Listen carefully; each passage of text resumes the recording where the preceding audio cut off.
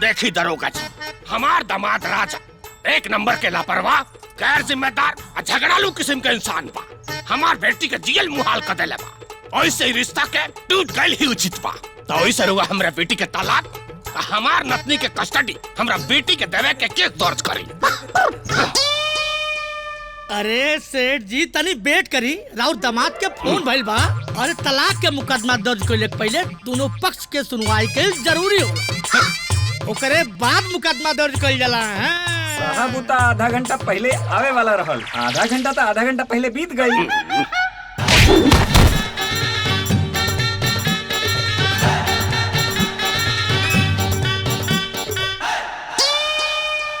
अरे बेटी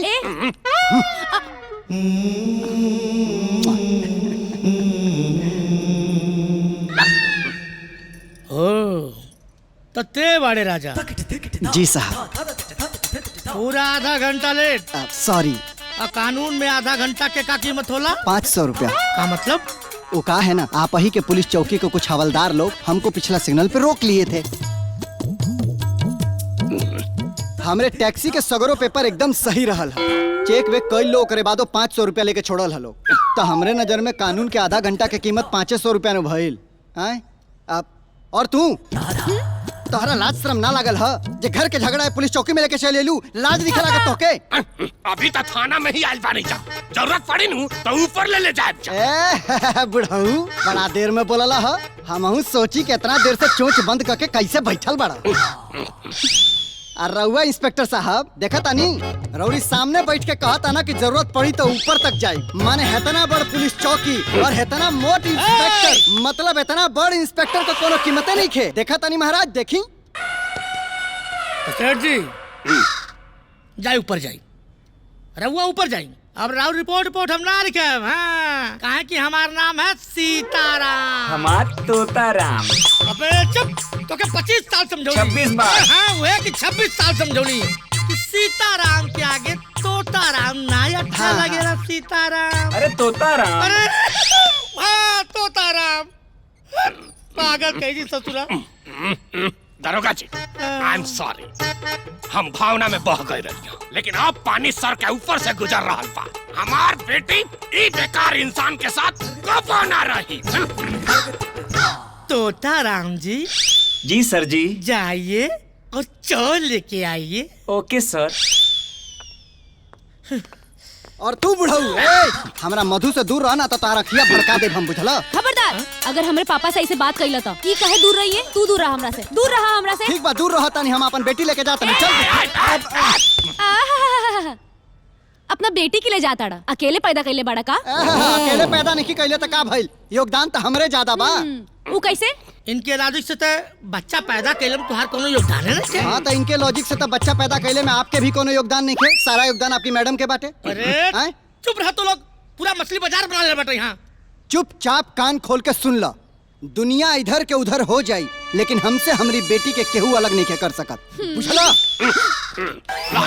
दुनिया हिया से हिया धदा, अब ले जाके दिखाओ हमरा बेटी के। अरे इंस्पेक्टर साहब, हमार ना ऐसा लोग के हम जवाब दिहल नहीं चाह, हमार स्टैंडर्ड नहीं है ऐसा लोग का जवाब दिहले का। हम जाता नहीं अपन बेटी लेके। ऐसा कैसे लग चल जाए? टैक्सी से। अरे हमरे कहले मतलब ही है कि हम केस दर्ज करे जाते हैं। अभी केस कोर्ट में चल गया, अभी कोर्ट फैसला करी पहले तलाक के, ओकरे बाद फैसला करी कि बच्ची के करे कस्टडी में रही, तब तक तो बच्ची के छू भी ला सकेला। Court court court. जज साहब, अदालत की कार्रवाई शुरू की जाए। जज साहिबा, जौने अग्नि के साक्षी मान के दूगो अजनबी इंसान ओकर साथ फेरा लेकर के पत्नी पति के पवित्र रिश्ता में बंध जाला, अगर उहे अग्नि यानी कि आग पति पत्नी के रिश्ता के बीच में डाल दिहल जाओ, तब बढ़िया से बढ़िया रिश्ता भी जल के खाक हो जाला। अदालत को साफ साफ बताइए कि आपके और आपकी पत्नी के बीच में आग कौन लगा रहा है? अरे ये बुढ़वा जज साहिबा, ये बुढ़वा। सुन लहनी जज साहिबा, ये 2 कौड़ी के आदमी के जवान। ओए 2 कौड़ी का मत बोलिए हमरा के, 5 फीट 10 इंच हाइट बाटे, 2000 रुपया रोज कमानी के उनकी बाप से मांग के ना खानी। हाँ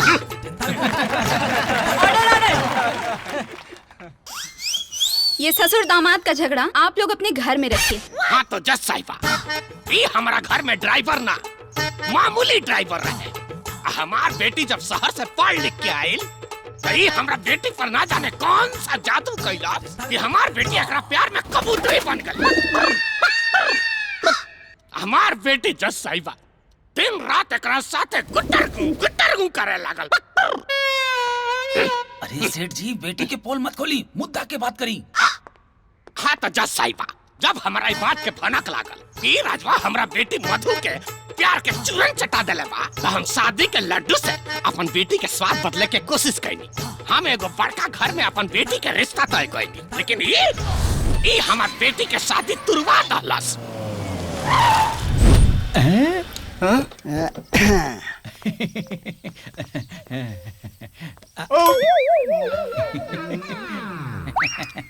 के बड़ा तो बाबूजी, आप भी ना पहचाने ला ना?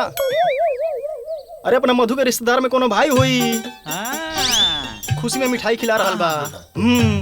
ओरिजिनल छेना के मिठाई बा। अब मिठाई तो तुम ठीक पहचाने हो बेटा, लेकिन रिश्ता पहचानने में थोड़ा सा कंफ्यूज हो गए। मधु का भैया ना सैया है रे, वो ओरिजिनल वाला। का बकवास करत है तो? बकवास नहीं की कर, सबूत देखा बुढ़ऊ।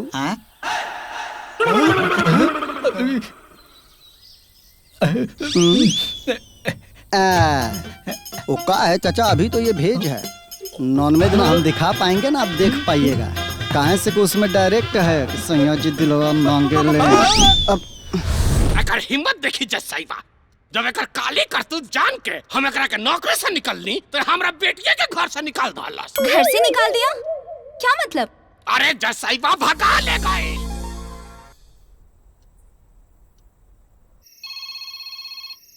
फोन तोरे बाप के फोन है, उठाई ना। हेलो ससुर जी प्रणाम। फोन काहे बंद कर ले बड़ा रे? हाल गल बड़ा हमरा बेटी के, कहीं ओकरा के मुंगा तो ना दहले। अरे शुभ शुभ बोला बुढ़ऊ, तारा बेटी के मुंगौले नहीं खी, बल्कि ओकरा से बियाह करके फूल के सेज पर सुतौले बानी। हाँ फूल के सेज? अरे हमरा तो पुअरा लौकता। मतलब वो है जान तारा, आज हमनी का सुहाग रात है, तोहरा के नाना बनावे के प्रोग्राम शुरू करे जाता नहीं, जा आशीर्वाद दा अपनी बेटी के। हाँ ई जैसन कहले रहे वैसन कई दहलस। हमार बेटी के ले गल 1 पीस में आ लेके आयल 2 पीस में। 2 पीस में? मगर आपकी बेटी तो जिंदा है। मर्डर का झूठा इल्जाम लगा रहे हैं। 2 महीने के लिए जेल भिजवा दूंगी। अरे जज साहिबा, 2 पीस मतलब हमार बेटी के अकेले भगा के ले गए और लेके आए एगो बच्ची का माई बना के। माई बच्ची 2 पीस। ऑर्डर ऑर्डर ऑर्डर, आगे बोलिए। जज साहिबा, अपन नवासी के मुंह देख के हमार मन पिघल गए। हम सोचनी कि हम ही समझौता कर लेता नहीं। हम एकरा घरे गई, एकरा के घर जमाई बने के ऑफर देवे, साथ में घर, गाड़ी, बंगला, बिजनेस सब कुछ देवे के ऑफर दा। लेकिन ये 2 कौड़ी के ड्राइवर अपन ईगो और घमंड में हमार वो ऑफर के ठुकरा दल। फिर कहता नहीं 2 कौड़ी का मत बोला हमके। अरे जब इन्होंने बोल दिया है कि ये 2 कौड़ी के नहीं है, तो बार बार आप इन्हें 2 कौड़ी के क्यों बोल रहे हैं? अगर ये आपको बार बार बुढ़ा बोलेंगे तो चलेगा आपको? सॉरी। नेक्स्ट।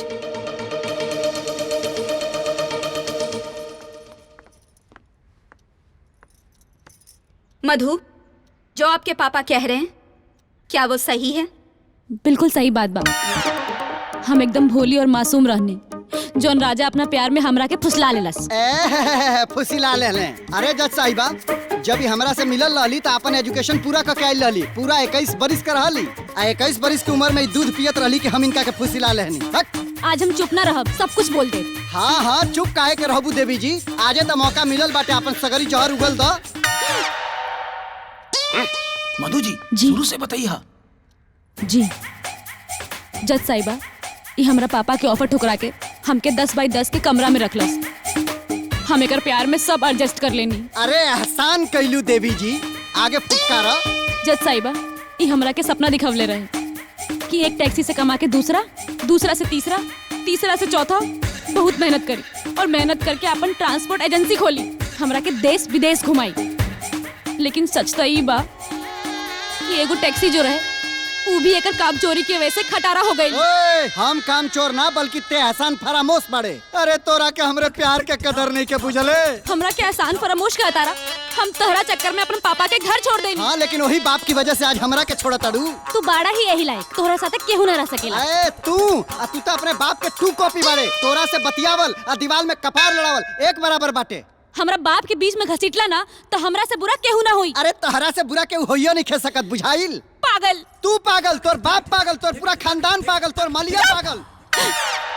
पागल बना दिया है मुझे आप दोनों ने। देखो, अगर अब आप दोनों का झगड़ा खत्म नहीं हुआ ना तो ये कोर्ट बर्खास्त हो ना हो मैं रिजाइन दे दूंगी।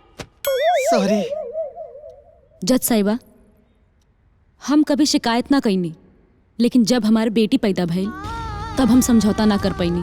हम अपना बेटी के अच्छा परवरिश देवे के चाहत रहनी, लेकिन इनकर कम कमाई में वो पॉसिबल ही ना रहे।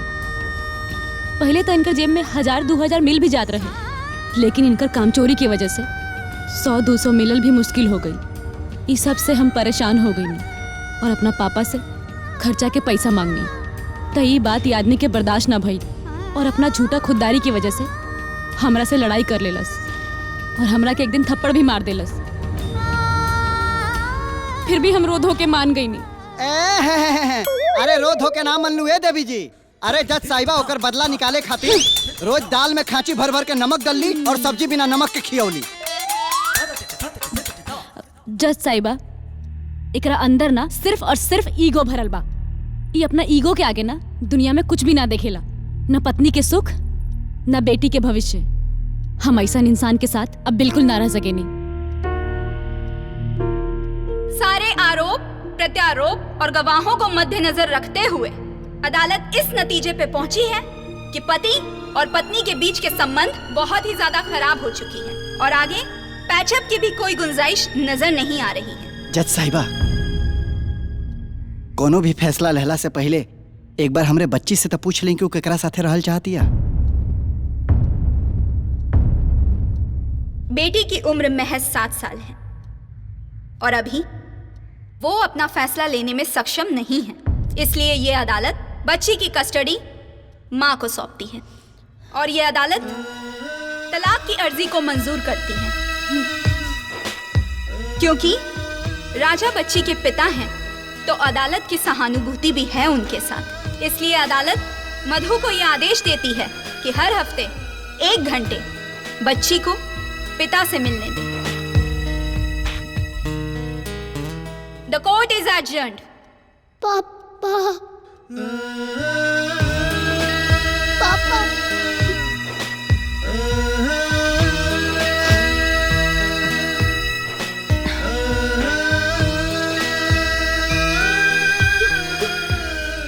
पापा पापा हम तोरी बिना ना रह पाए पापा। तोर पापा भी तोरे बिना ना रह पाई हैं। टाइम से खाना खा लिया और रोई मत। अपने मम्मी के परेशान मत करिए, ठीक ना? ठीक बा पापा।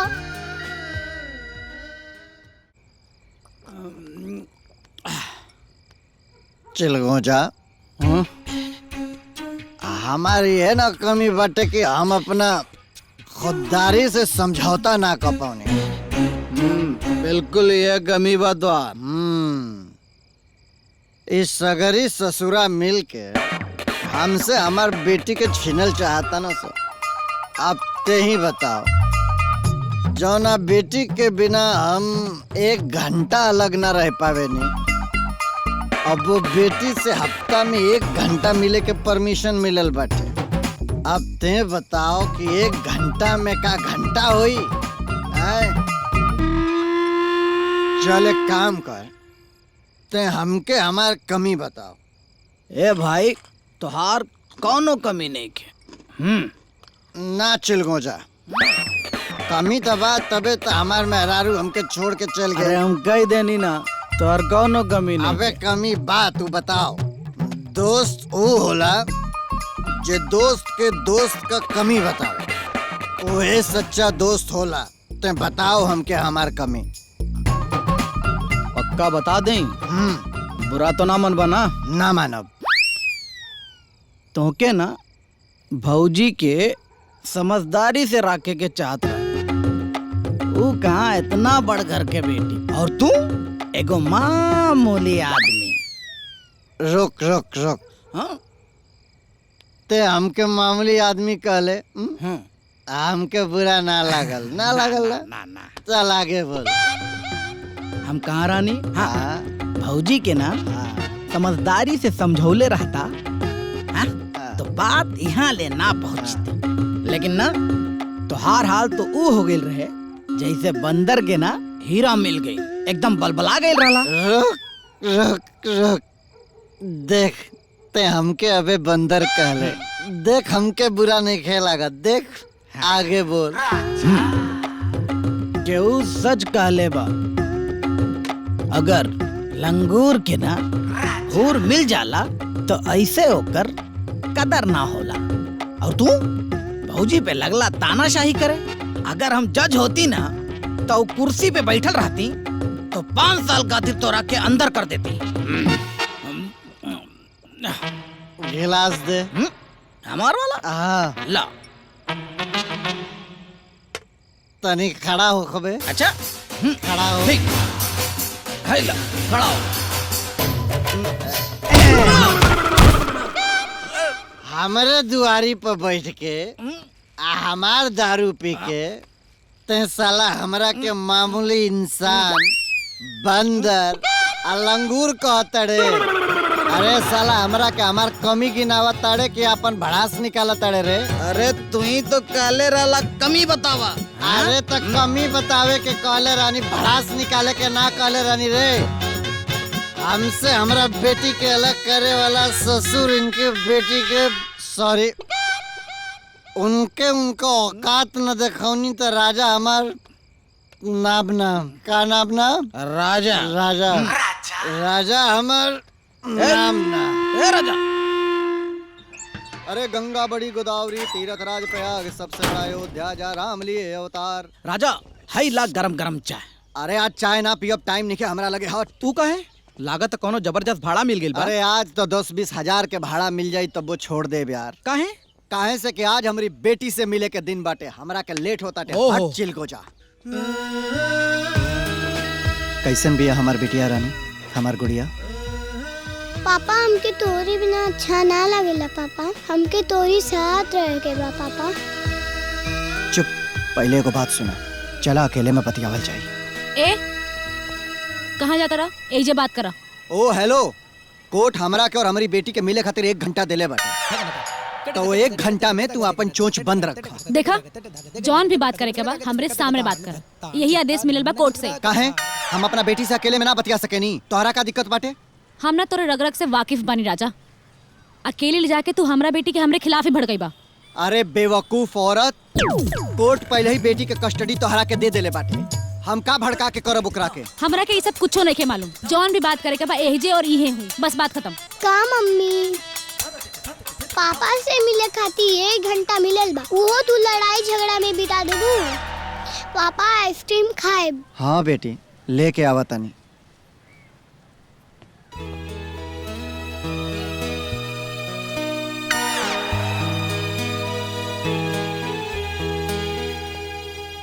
इला आइसक्रीम,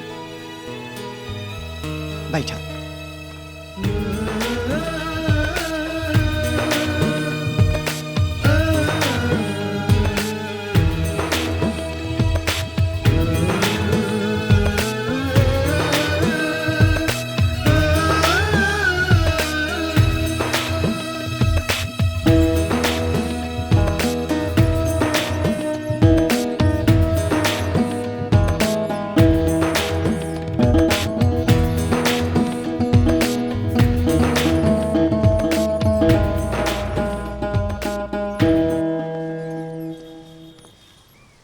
चला गुड़िया, मम्मा 1 घंटा हो प्लीज गई। थोड़ी देर और। जिद मत करा गुड़िया, 1 घंटा हो गई बा। चला प्लीज मम्मा। जा बिटिया, तोहार माई तिहाड़ जेल के जेलर है, 1 मिनट भी एक्स्ट्रा ना दे सकेली। जा। देखा तो के जवाब दिहल हम जरूरी नहीं समझत, और आज के बाद ना हमरा से उल्टा पुल्टा बात मत करिया। चला होमवर्क करे के बा। पापा हम तोरी बिना ना रह पाई पापा। पापा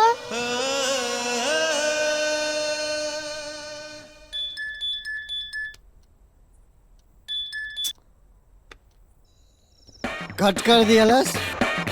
कितना कट करबे कर, पूरी रात तो के परेशान करब।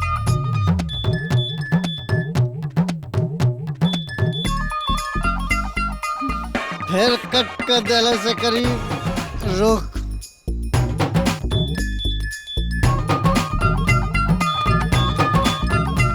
का बात बा? इतना रात है काहे फोन करा तारा? चला हमरे बेटी के फोन दो, हमरा बेटी से बात कराओ। अच्छा तो अब तो गुंडई पे उतर गेल बड़ा। ना कराई बात, का उखाड़ ले बा? उखाड़ ले बा? मधु, ये पति से बात करने का तरीका है? शिष्टाचार भूल गई हो? देखा, अब तू हमार पति नहीं खा जे हमार मुंह बंद करे, ठीक बा? और कोर्ट के आदेश याद नहीं खेका? हफ्ता में सिर्फ 1 घंटा, मतलब 1 घंटा। नो दिन, नो रात और नो बकवास, समझ में आई? अगर दोबारा परेशान कैला ना तो एक केस और लगवा दे, समझ में आई? रखा फोन। अब हेलो हेलो हेलो।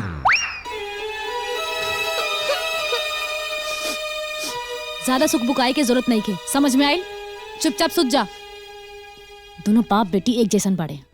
ये मधुआ बार बार चटर पटर करत रहे ना, बार बार हमके धमकी देले कोर्ट कचहरी जाए के। अब एकरा खिलाफ और एकरा बाप के खिलाफ फार्मूला नंबर 440 इस्तेमाल करब। Formula number 440? ए भाई, 440 वोल्ट का करंट सुन ले रहा। ये फार्मूला नंबर 440 का बा? सुन हन्ने,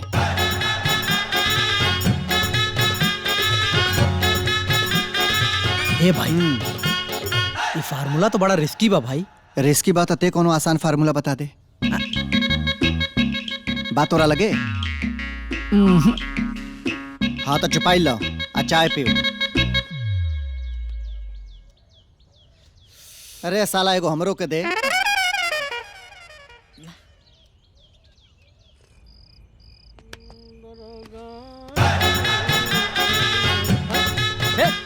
क्या हो? वहाँ क्या हो? क्या हो? क्या हो रे? हट, हट। राजा तू? रे दिनवा का है?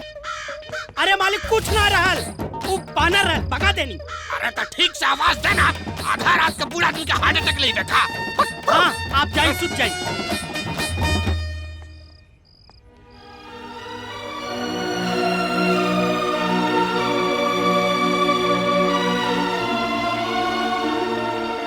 देखी दरोगा जी, वो राजवा रात में चोर की तरह घुस के हमार नती के उठा ले गइल बा। हमरा तो शुरू से पता रहे एक नंबर के क्रिमिनल है। डोंट चिंता, नॉट फिकर सेठ जी। क्रिमिनल चाहे कितना भी खतरनाक हो, लेकिन कानून से ज्यादा खतरनाक ना हो सकेला। हम वो राजा के बाजा बजा दे। वो पता लोग में छुपल हो ना तो कोई कलरिया पकड़ के घसीट के लेके आई। कहा कि हमारा नाम है सीताराम। देखिए इंस्पेक्टर साहब, आप राजा के बाजा बजाई या खाजा खिलाई, बस हमके हमारी बेटी जल्दी से जल्दी ढूंढ के दी। अरे देखिए मैडम, कानून पे भरोसा करी, काहे कि कानून के हाथ बहुत लंबा होला। एगो अपडेट बा का? पाताल के लोकेशन तो गूगल भी ना बतावता, का करी? जा गाड़ी साफ कर। जी साहब। हाँ। सेठ जी, 24 घंटा के अंदर आपके नतनी आपके पास।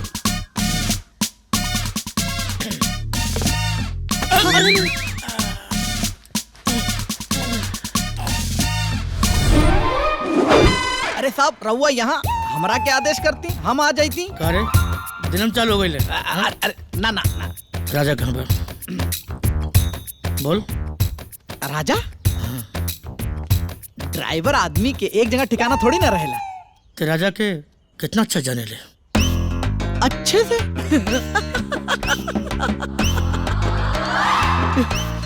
राजा हमार लगोटिया यार हवे। हाँ। राजा सांस भी लेवेला ना तो हमसे पूछ के, उहे ना राजा बादेला, छीकेला, कुछ भी करेला, हमरा के जरूर बतावेला। एगो राज के बात बताई? बताओ। राजा ना हाँ? भले से दुनिया के निगाह में हमार दोस्त बाड़े, लेकिन वो दिल से हमरा के गुरु मानेला। काहे कि बचपन से लेके आज तक ओकरा हर फील्ड में हम गाइड कैले बानी, शादी से लेके तलाक तक हर जगह। अच्छा अच्छा, एकर मतलब राजा जो कांड कैले बा वो तोरे आइडिया बा? रउआ के कोनो शक बा का? बोल बोल बोल बोल बोल। लेकिन वो कांड का कैले बा? राजा अपने बेटी के लेके घर से भाग गेल।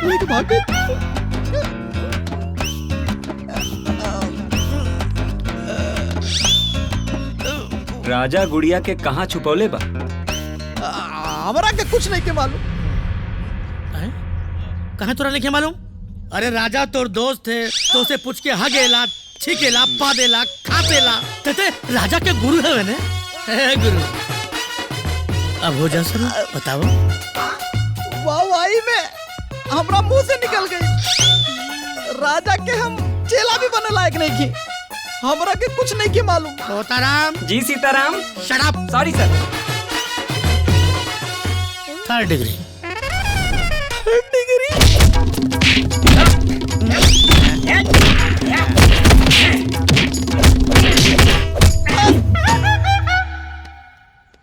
हम बताओ तानी।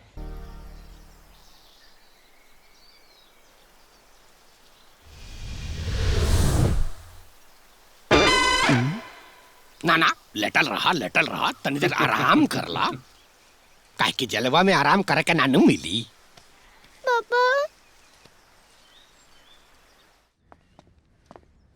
बेटा, हाँ बेटा।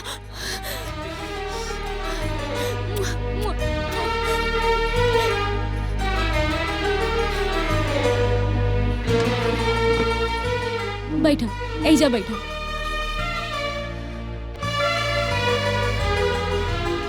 देखा, आज हम तोहरा पसंद के खीर बनावले बानी।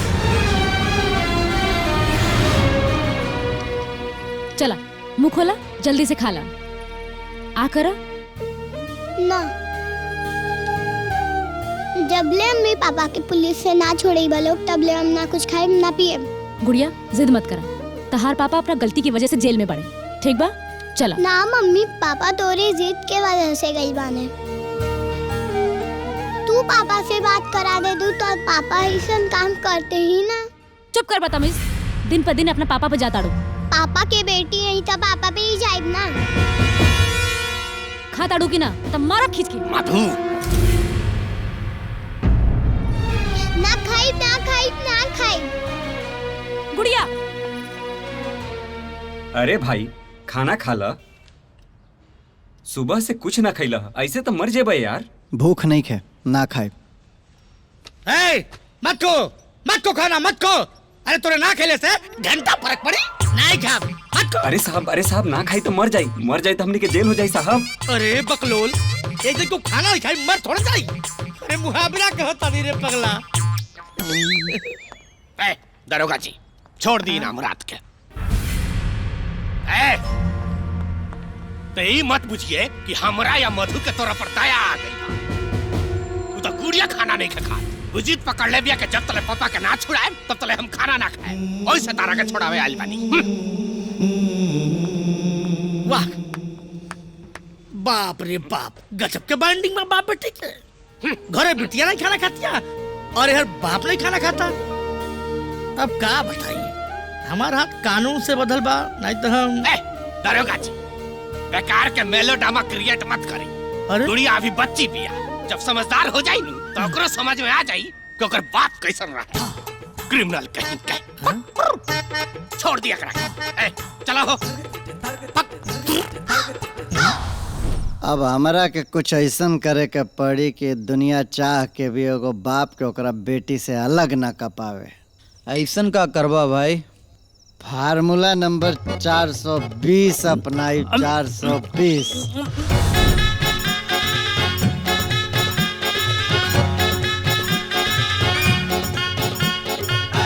ए माली भैया, माली भैया ने आवा ना। माली भैया एगो काम रहा का? माली भैया बोला? तू तो मधु के बारे में जानते बड़ा। वो दिनवा भर अपने में झुराई रहेली। हमरे बेटी के ख्याल ना रख पावत है ठीक से। हाँ एकदम सही खाता रहा। ये तो हमहू देखिली कि मधु बिटिया जौन बात दिनवा भर टीवी देखलिन, ना तो डांस करलिन और तो और योगा में अर्जुराइल रहली। और वो गुड़िया बिटिया एकदम उदास बैठल रहली। बड़ा तकलीफ होला। ए माली भैया एगो काम करब का? हमारे एगो चाची बाड़ी, वो गांव से आयल बाड़ी, बड़ा परेशान बाड़ी। अच्छा। उनका मर्द उनका के छोड़ देले बना। हाँ, कुछ हो को कि अगर सेठ जी के यहाँ उनका के काम पर रखवा देता ना, तो वो बुढ़िया के एगो छत मिल जाए और हमारी बेटी का अच्छे से देखभाल हो जाए। चाची, तोहार चाची, सेठ जी के पता चल जाई ना, हमारा के नौकरी से निकाल देंगे। सेठ जी के बस चले तो तोहार परछाई आसपास में आवे दे, और तोहार चाची बहुत दूर के पाड़ी जा। ए भाई, ए मर्दबा, तू तो एगो परिवार वाला आदमी हवा, तोरो तो एगो सुंदर सी बेटी बिया। एगो बाप हो के एगो बाप के दर्द नहीं का बुझत मर्दबा। अरे तू बाप ना साफ बड़ा, तोरा जैसन कट करे जी मरत हम देखल ही नहीं रानिया। ए भाई, रो मत, तोहार तकलीफ हम बुझता नहीं, कुछ टाइम दा, हम कोशिश करब।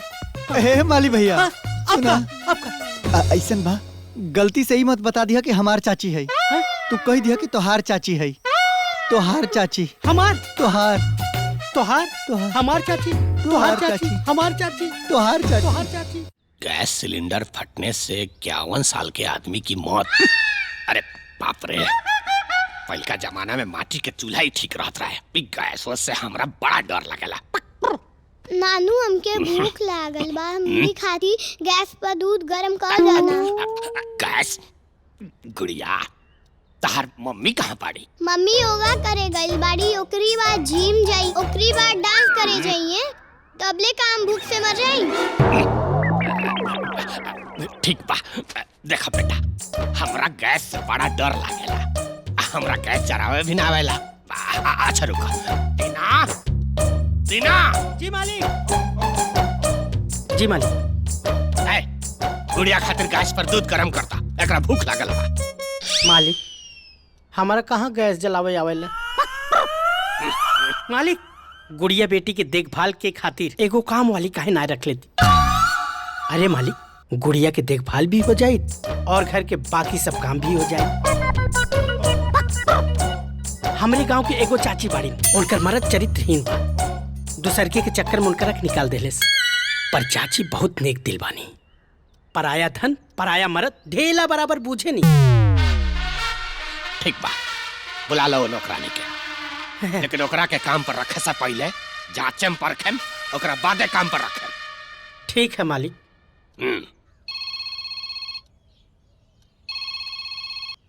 हाँ माली भैया। राजा, अरे भगवान तोहार बात बहुत जल्दी सुन लेलन हो। अच्छा, चाची के लेके काल्हे चल आवा। कहा बात करत अड़ा। थैंक यू सो मच माली भैया, थैंक यू सो मच।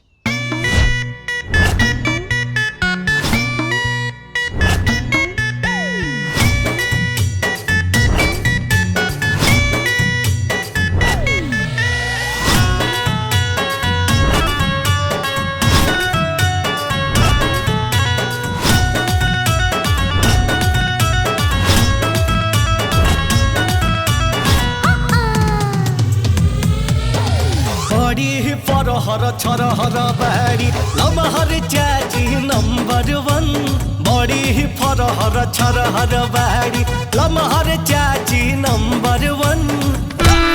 आउच।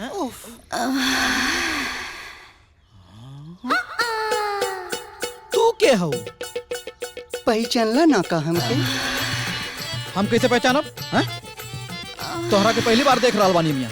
सच सच बताओ के बाड़ू, और हमार दोस्त राजा कहाँ बा? राजा, राजा तो हमरे ख्वाब में बाड़े, राजा हमरे ख्याल में बाड़े, राजा हमरे दिन में बाड़े, राजा हमरे रात में बाड़े। अरे सरवा राजा, चरित्रहीन, संस्कारहीन, तलाक पहले 2 दिन ना भाई चाची पटा ले। जरूर यह चचिया के चक्कर में ना मधु भौजी जैसन सुशील सुंदर लड़की के छोड़ ले बा। अबे साले चिलगोजा, ते हमके पहचान लेना रे? अरे हम राजा, राजा, राजा। छू के चेक करत रहनी। हाँ, ई कुल का बा भाई? अबे ये तो हमार फॉर्मूला नंबर 420। हम चाची बन के अपना ससुरा के यहाँ काम वाली का काम धोले ले बना। जानता रे काहे से कि ये एगो जरिया बाटे के हम अपना बेटी के साथ 24 घंटा रह सकता नहीं। लेकिन खुशी के बात जानते रे का बा? जब बचपन के यार होके ते हमरा के ना चिन्ह ले ता हमार ससुरा आ ओकर ना समझ बेटी का घंटा पहचानी अब ते अपन ख्याल रख हम चाहते हैं बेटी की लगे। हाँ कमाल बा भाई। दीना जी, दीना जी के नमस्ते। हाँ नमस्ते नमस्ते। तू के? अरे बाबा हम शांति देवी, राजा के चाची। वो कहले रहना ना काम खाते। हाँ हाँ बतौले रहलन राजा। ओइसे एगो बात कही दीना जी। हाँ बोला। दीना जी तू बहुत स्मार्ट बड़ा। हाँ वो सब ठीक बा। अंदर आई ना। हाँ अंदर आई ना। हाँ आई। बाइक हम रख दे दी। लेकिन राजा ई ना बतौले रहलन कि तू इतना खूबसूरत बाड़ू। हाँ ये तो देखे वाला के नजरिया पे डिपेंड करेला दीना जी। हाँ आपके नजरिया खूबसूरत बाटे, यही से हम खूबसूरत लागता नहीं। हाँ वो ठीक बा।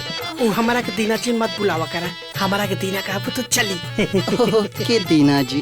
अब फिर से दीना जी निकल के। हाँ हाँ अब चला मिलवा दा। मिलवा दी केकरा से? अरे सेठ जी से। उहे तो हमरा के फाइनल करी है। हाँ हाँ हाँ हाँ हाँ।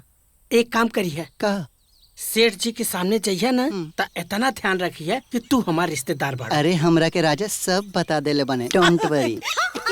चला। नमस्ते सेठ जी। का नाम है तहार? शांति देवी। आधार कार्ड बा? आधार कार्ड भी बाटे, लेकिन हमरा नजर में आधार कार्ड से ज्यादा जरूरी विश्वास कार्ड होला। विश्वास कार्ड? अरे हमरा लगे तो खाली आधार कार्ड बा। ये विश्वास कार्ड कब से बने लागल? अरे सेठ जी विश्वास कार्ड के मतलब होला विश्वास के रिश्ता। ये आधार कार्ड तो 10-5 साल से बने लागल है। विश्वास के रिश्ता तो सदियन पुराना बाटे। हाँ रउआ हमरा पे विश्वास करी, हम रउआ पे विश्वास करब तो विश्वास से विश्वास मिली तो एगो नया विश्वास पैदा होई ना। का मतलब? मतलब संबंधों का विश्वास सेठ जी। एगो मालिक के अपना नौकर पे विश्वास। नौकर? मतलब नौकरानी। एगो नौकरानी के अपना मालिक पे विश्वास। बात तो तू बड़ा बढ़िया करेलू। बढ़िया बात के साथ साथ काम काज भी बढ़िया करेलू कि ना? रउआ एक बार मौका दें सेठ जी, हम रउआ के शिकायत के मौका ना दे। हाँ ठीक बा ठीक बा। हमरा बेटी से मिला। मधु जी। मधु बेटी का है? हने आओ जल्दी। जब एक खड़ूस बुढ़वा हमारा के ना पहचान पौलस तो एकर हाफ माइंड बेटी का हमारा के घंटा पहचानी।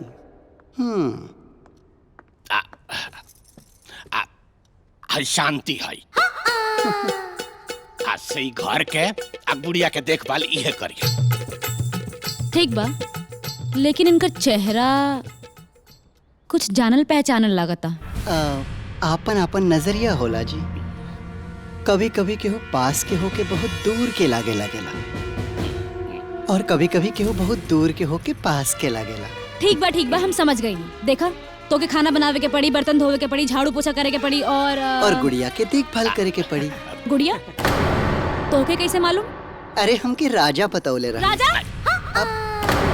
अब मतलब माली राजा। राजा से कोनो कम बना काई। माली राजा बताओने कि गुड़िया के देखभाल करे के बा।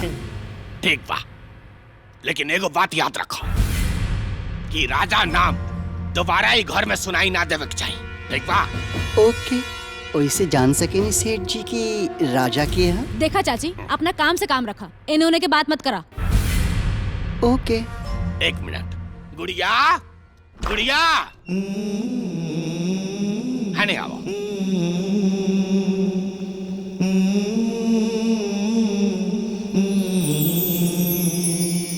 है शांति चाची शांति है।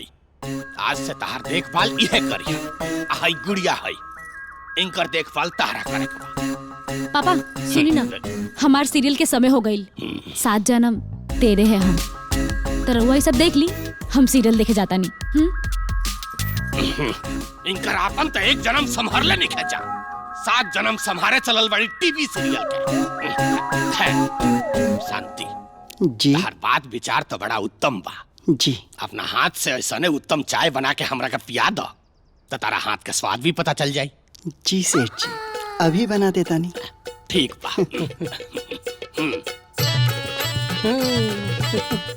दीना हाँ चाय बनावे जाता नहीं पियबा?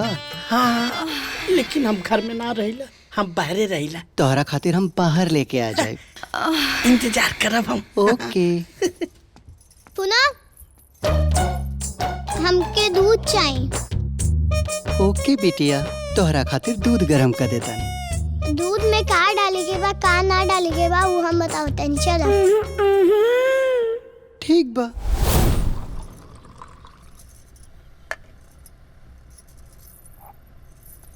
ई रहल तोहरा खातिर गरम गरम दूध। पापा तोके तो पता बा ना हम बिना शक्कर के दूध ना पिए नी।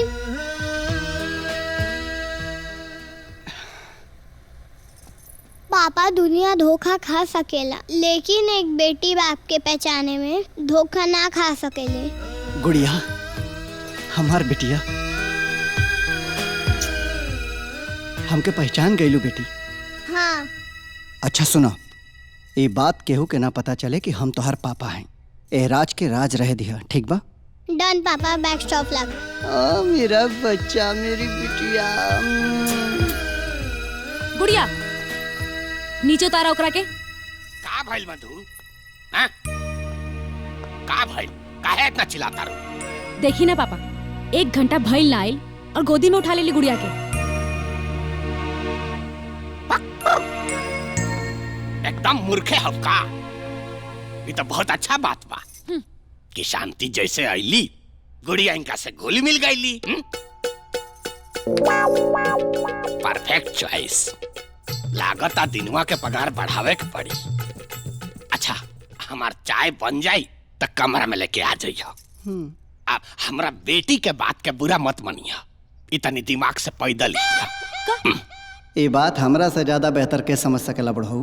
का भाई कुछ कहलू का? ना चला।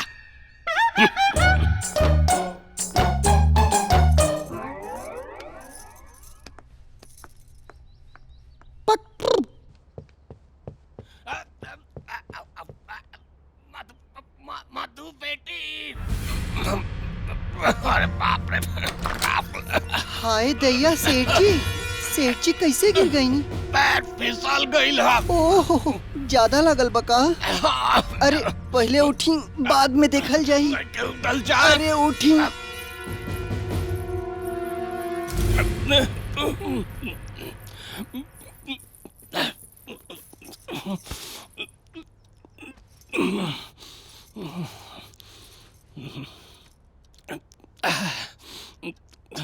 मधु, मधु आवे जा। अरे जल्दी आई मेम साहब। देखा ना का भइल पापा के? राहुल पापा बाथरूम में गिर गए रहले हैं। अरे देखत का बानी, जल्दी से डॉक्टर के बुलाई। हेलो जी। हाँ डॉक्टर साहब। जी बोलिए। आप जल्दी से घर आ जाएं।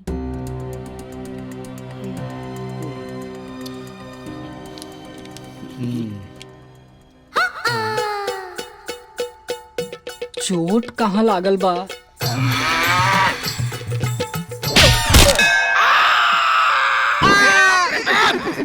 कैसे डॉक्टर हुआ? यहाँ निकला कर बुआ लगा। ओके ओके ओके ओके ओके ओके हाई ला पकड़ा।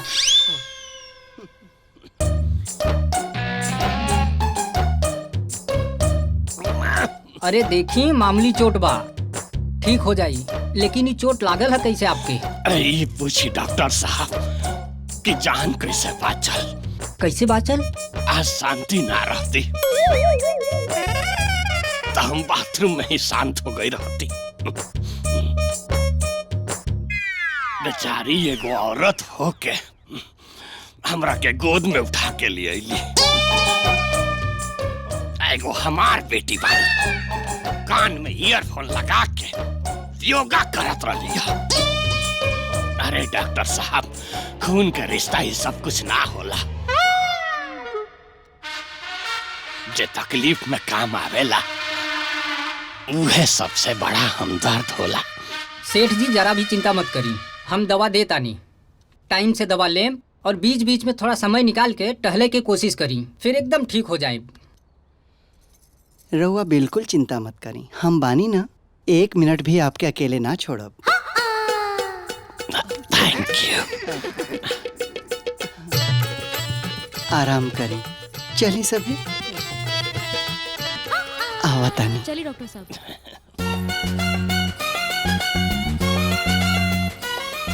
सेठ जी, आज के मॉर्निंग वॉक हो गए, अब रहुआ लेट जाएं, हम तेल लेके आवतानी।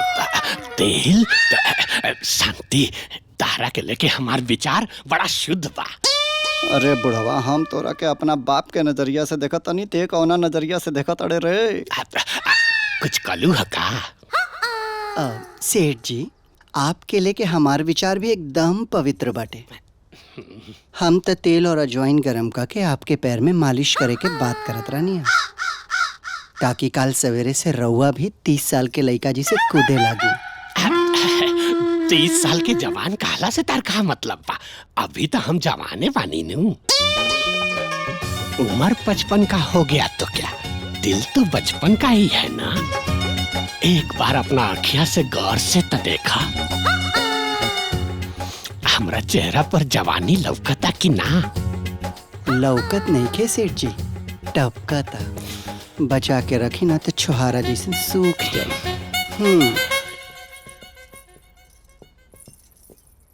नानू गलत जगह ट्राई कर रहल बाड़ा, ई तो के शोभा नहीं खे देते।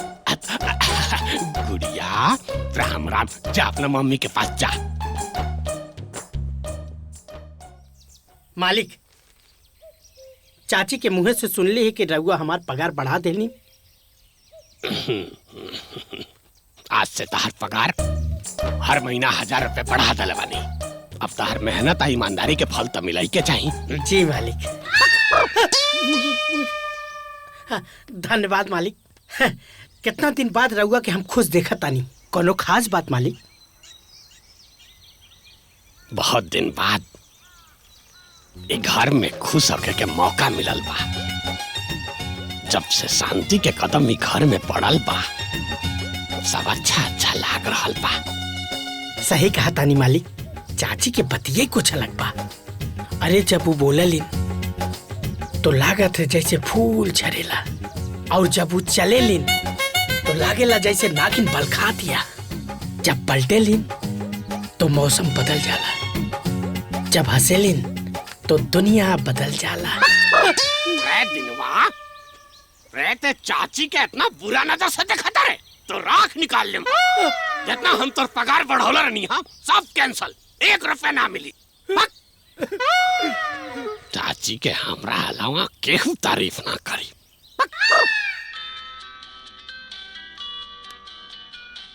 रंजीत, अरे रंजीत।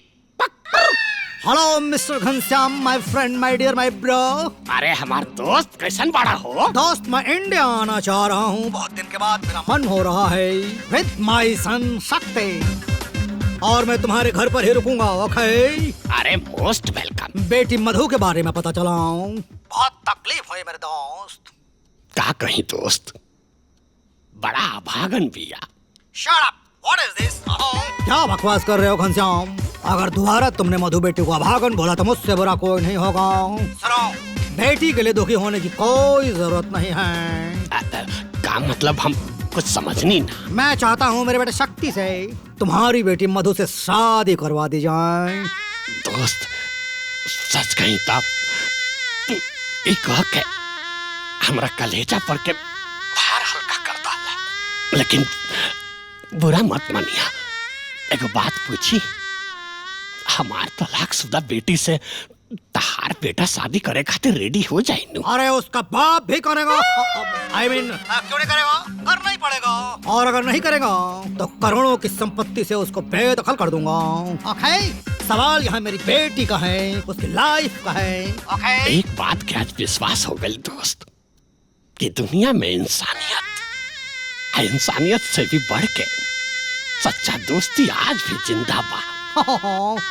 अरे पगला, रुलाएगा क्या? हम एक पैर पर खड़ा होके तार इंतजार करता नहीं। Love you bro, bye by.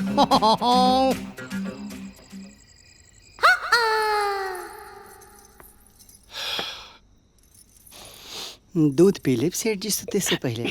Good night. रुको शांति जी। तहरा से को बहुत जरूरी बात करे के बा। कहीं ना। यहाँ आवा ना, बैठा। हाँ।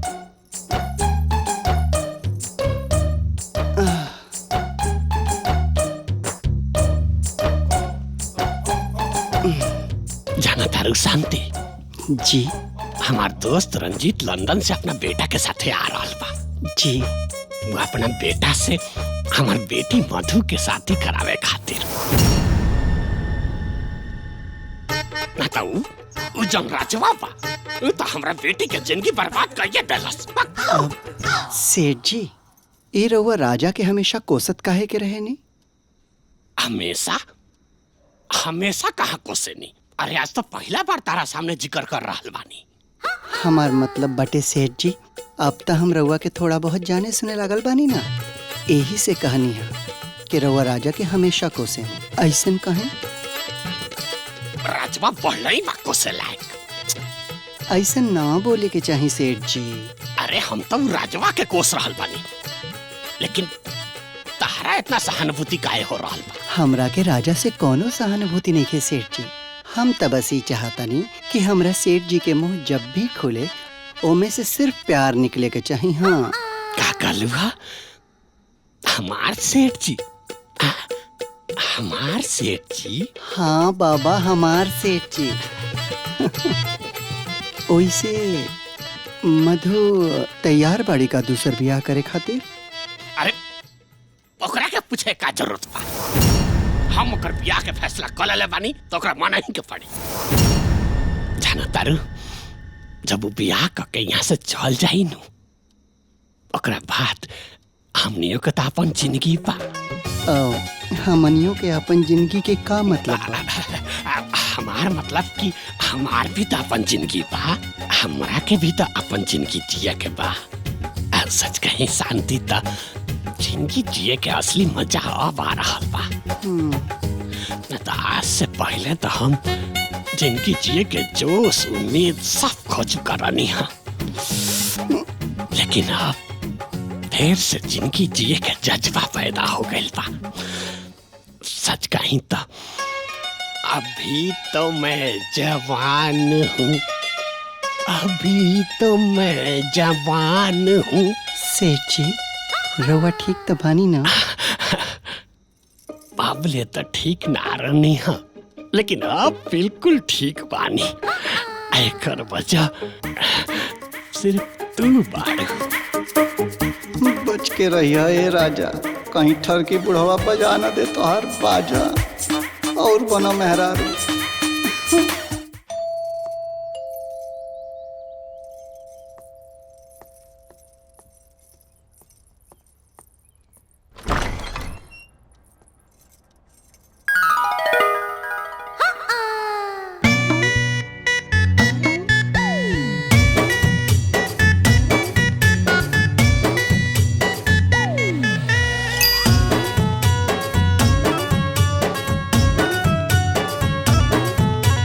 बड़ी फरहर छरहर बाड़ी लमहर चाची नंबर 1।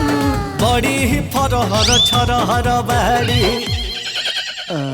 के बानी रहुआ लोग? I am Ranjeet, Ranjeet from London. मैं घनश्याम का दोस्त हूँ। ओह, तो आप हैं रंजीत जी, सेठ जी के दोस्त। ओह माय गॉड, तुम हमारे बारे में जानती हो? हाँ, वो का बाना, सेठ जी से दिन रात आप सबके बारे में सुन सुन के हमार कान पाक गइल बा। मतलब कान पवित्र हो गइल बाटे। जी। So gorgeous. By the way, तुम कौन हो? नौकरानी शांति देवी। अब आई ना, चाय नाश्ता कर लें। आई। बड़ी फरहर छरहर बाड़ी लमहर चाची नंबर 1। बड़ी फरहर छरहर बाड़ी। आई एम सो सॉरी बेटे। अरे रंजीत जी, वहाँ का खड़ा बानी, आई। Come on.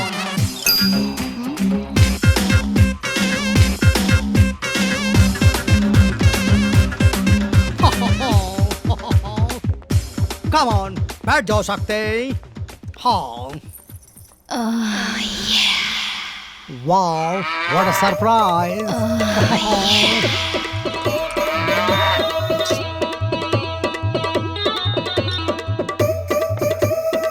ओए रंजीत, वाओ, घनश्याम। अरे ई तो बतौले रहला कि तू आई बा, लेकिन ऐसे अचानक आ जाई बा ई ना बतौले रहला। सरप्राइज माय फ्रेंड। जो मजा सरप्राइज देने में है वो बता कर आने में नहीं। तू आजो ना बदलला। Thank you mister Ghanshyam. खातिरदारी में कुछ कमी तो ना रह गई। घनश्याम भाई, या आपकी नौकरानी ने तो गजब का ख्याल रखा है।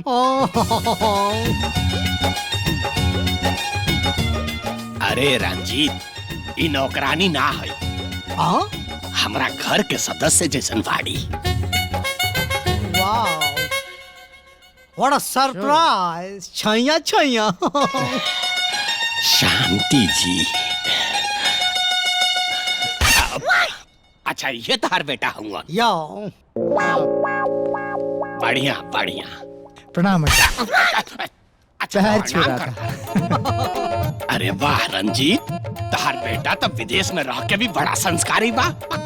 यस यस, ये लंदन में पड़ा बड़ा है, बट इसका जो कल्चर है प्योर इंडियन है। अरे अपना दोस्त से मिले के खुशी में तो भुलाइए गई नहीं कि गुड़िया के आज से पीटीएम के टाइम चेंज हो गई बा, तो लोग कुछ देर बाद आई। ठीक बाटे, हम रउआ सबे खातिर चाय नाश्ता के व्यवस्था करत। So sweet of you. हमरा के तारा से एगो राय लेवे के बा। का? तू शक्ति के तो देखला ही बाड़ू। मधु आ शक्ति के जोड़ी कैसन रही? ये बात आप मधु से ही पूछ ली ना। अच्छा ठीक बा, अब तू कहता रू तो हम मधु के भी राय ले ले, लेकिन फैसला हम उनका पर ना छोड़ा। मधु के तो जौन होके के होई तन होइए जाई। तार फ्यूचर प्लान का बा? हम कुछ सोचन ही ना। ता सोचा ना, अभी तार उम्र ही का बा, इतना लंबा जिंदगी पड़ल बा। संध्या बेला में एगो साथी के जरूरत महसूस होला।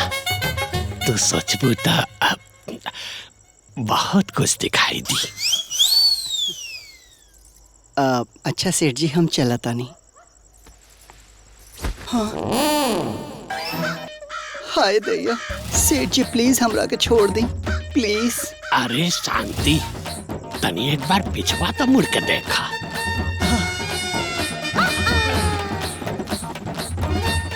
अच्छा सेठ जी, good night. Good night. Shanti, हमार भोला सनम। मधु बेटा, बेटा मधु। जी पापा। ये हमार बेटी मधु है। अब मधु, ये हमार बचपन के दोस्त रंजीत हुए, इनकर बेटा शक्ति। नमस्ते। का नमस्ते नमस्ते। कर छुआ छुआ। ओह गॉड ब्लेस यू बेटा। God bless you. ना ना ना। अरे बढ़िया। अरे मधु एकदम ठीक करता रही। आखिर तू उनकर होके वाला पति बाड़ा। हमार शादी? तहार शादी सही सुन लू। हम तोहर बियाह शक्ति के साथे तय कर देले बानी। लेकिन पापा। पापा पापा कुछ ना। हमार मतलब लेकिन ओकिन कुछ ना। हम फैसला कर लेले बानी। देखा पापा, पहला शादी में धोखा के बाद हम दूसरा शादी खातिर तैयार नहीं की। सॉरी। मधु, ये लड़की नु देखला रंजीत, देखलू शांति, हमार बेटी हमार एगो बात नहीं के मानत। हम इतना बढ़िया लड़का शक्ति के साथे अगर ब्याह करावल चाहता नहीं तो नहीं के मानत। एगो हमारा लुच्चा लफंगा इंसान के साथ भाग के ब्याह कर रहा है। रंजीत, हम तारा से क्षमा चाहता नहीं। लगता हमार लड़की हमरा हाथ से निकल गई। घनश्याम माय फ्रेंड, एक्चुअली है क्या? मधु बेटी ठीक ही तो कह रही है, वो शादी से इनकार कहाँ कर रही है? वो तो सिर्फ थोड़ा वक्त मांग रही है। अगर वो वक्त मांग रही है तो उसको वक्त दो। तुम मेरे वक्त की चिंता मत करो। मैं मधु को अपनी बहू और अपने बेटे शक्ति की पत्नी बनाने के बाद ही इंडिया से लंदन जाऊंगा, क्योंकि मुझे अपने बेटे पर गर्व है। ओके पापा, मधु मुझे पसंद है, और आपको तो पता है ना, हमारी पसंद हमें ज्यादा देर तक ना पसंद नहीं कर सकती। I am proud of you, my son. Love you. Okay? मधु, अच्छा लगल हमके। शादी के बारे में जन तोर नजरिया बा ना, बहुत अच्छा बा। का मतलब?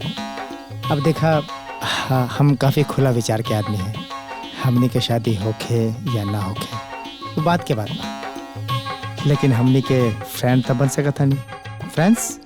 पापा तोरा के छोड़ के हमारू कार्टून पापा बनी। ठीक बा, लेकिन बस फ्रेंड्स। ओके। ना बेटा, तोहरा पापा के रहते तोहरा के कोनो कार्टून के पापा बोलने की जरूरत नहीं है। तोहार पापा तोहरा से कब्बो अलग ना चाहिए। तू देखा हमार कमाल। अच्छा ये बतावा, राजा तोहरा से ये प्रॉपर्टी खातिर भी आकेलस ना? बहुत लालची बाबू। ना सकते, अगर वो लालची रहित ना त घर जमाई बने खातिर कब के तैयार हो गल रहित। पापा ओकरा के सामने से ऑफर देले रहलन। लेकिन तोहर वकील तो यह दवा के ले रहे। केस के मजबूत करे खातिर कुछ भी ये वकील लोग लिख देवेले। ओके, अच्छा सुना, तोहार डिसीजन जे भी होई बता दी है, लेकिन हम अपन डिसीजन बता दिया चाहता हूँ। चाय। तोहरा चाय लावे खातिर के कहलस? मालकिन, मेहमान नवाजी खातिर हर चीज बोले की जरूरत बा का, और बोलला के बाद चाय लेके आई तो हमारे घर में रहने के फायदा का। वाह, का बात बा। I am impressed. Thank you. लावा। ला। Thank you. बहुत खराब बा। छोटी मालकिन, आपकी खातिर चाय। ठीक बा, द।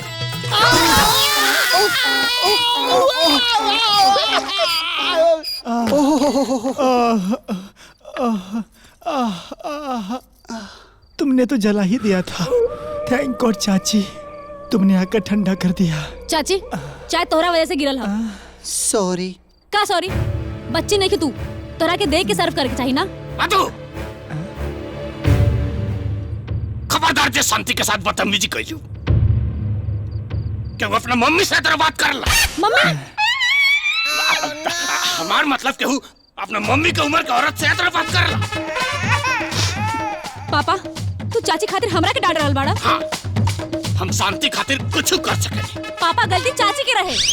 शांति का वो गलती करिए नहीं खी सका। तो तोरा का लागता कि हम झूठ बोलता नहीं?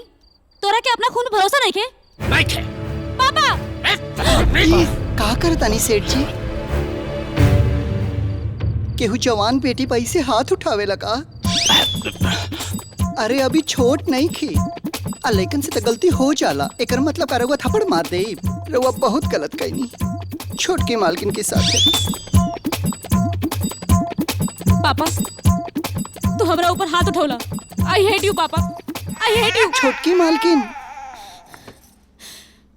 छोटकी मालकिन, जौन कुछ भइल बहुत बुरा भइल।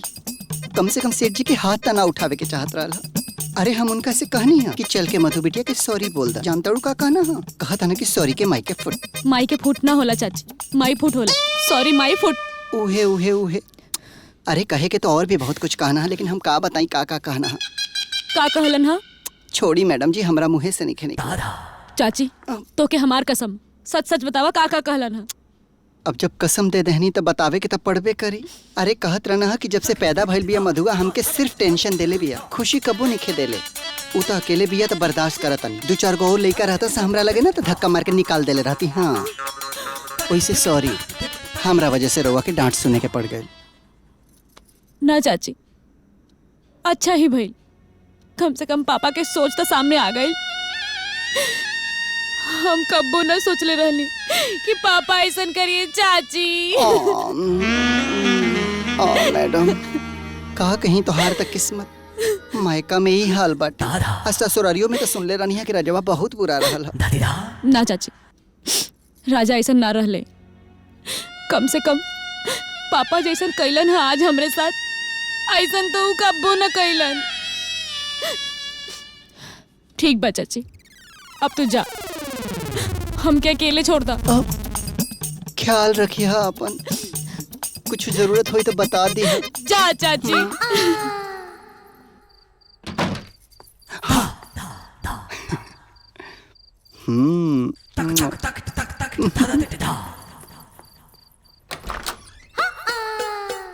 शक्ति। अरे चाची, अंदर ढुकी का? आवा ना। इतना रात में? राज के बाद रात में ही तो होला। राज? का राज? हमरा के पता बाटे कि मधु तोहरा से बियाह काहे नहीं कइल चाहत। काहे? खैर छोड़, हमार काम आग बुझावल बाटे, आग लगावल ना। अब का मतलब चाची? अरे मतलब ही कि मधु जब तोहरा सिटी सेंटर में आग लगौले रही तो पनिया डाल के हम ही ना बुझाऊनी। अच्छा, थैंक यू सो मच चाची, थैंक यू सो मच। लेकिन चाची, अब मधु हमरा से ब्याह काहे नहीं करल चाहत? वही से कि तलाक के बाद भी मधु और राजा एक दूसरा से मिले न सर। रजवा रोज राती के इजा चले आवेला, फिर मधु के कमरा में वो और मधु खूब मौज मस्ती करे न सर। चाची, चाची, तू सच बोला तारू? सच बोला तानी, तोहरे बाप के कसम। पापा के कसम मत खा चाची, तोहर कसम झूठा हो गेल तब हमर बाप मर जी। सुनो, अगर सवेरे ले तोहर बाप मर जे तो समझ लिया कि हम झूठ बोलत रहनी है, आज जियत रही है तो समझ लिया कि चाची ठीक बोलत रही है। हम चाहते नहीं। चाची, तू सच बोला तारू ना? सच बोला तानी शक्ति, 16 आना सच।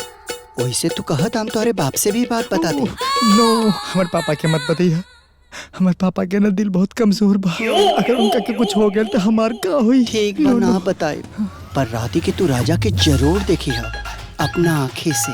जाना तड़ा, कुंडी नहीं खड़काता राजा, सीधा अंदर आता राजा। कुंडी नहीं खड़काता राजा, सीधा अंदर आता राजा।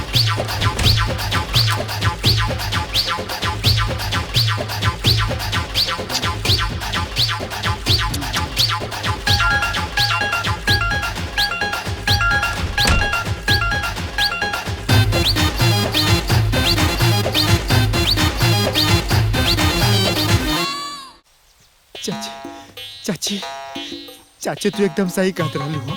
ई राजा और मधु के ना चक्कर चालू बा। हम अपना आँख से देख ली राजा के मधु के कमरा से निकलत। तोहरा के सचेत कल हमार फर्ज रहल शक्ति बाबू, वैसे भी हम कबो झूठ ना बोले। चाची, हम का करी चाची? शक्ति, रोवल बंद करा, जाके मधु से सीधा सीधा बात करा। अरे जी सच्चा प्यार करेला ना, वो प्यार के सही रास्ता पे लेके आवेला। हाँ सही कहलू तू। जा ससुर नकली फिरंगी, अब मधु तो हर बैंड बजाई। राजा के साथ तो चक्कर फिर से चालू हो गल बा। का? तू दोनों मिले लागल बाड़ू। सस्ता ई बा कि तू अभी भी पास्ट में जी रहल बाड़ू। पगला गइल बड़ा का? नशा करेला का तू? हमके तो लगा था कि तहरा के ना दिन में भी सपना देखे की बीमारी हो गई बा। मिस्टर शक्ति, आज के बाद ना हमसे घटिया बात मत करियो। अब मधु, अरे मधु,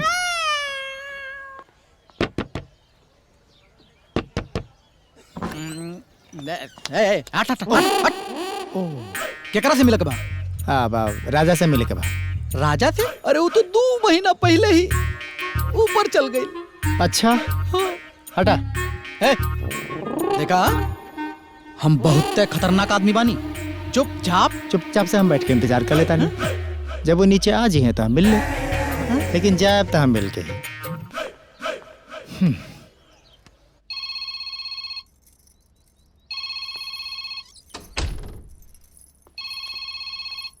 चिलगोजा?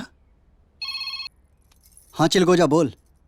अरे भाई, वो शक्ति घर पे आ गई बा, तोहरा बारे में पूछ रहा बा। का बात करत आड़े? अच्छा ओकरा के बोल के हम बाथरूम में बानी, तोले हम पहुंचता नहीं, संभार ली है। हाँ हाँ ठीक बा।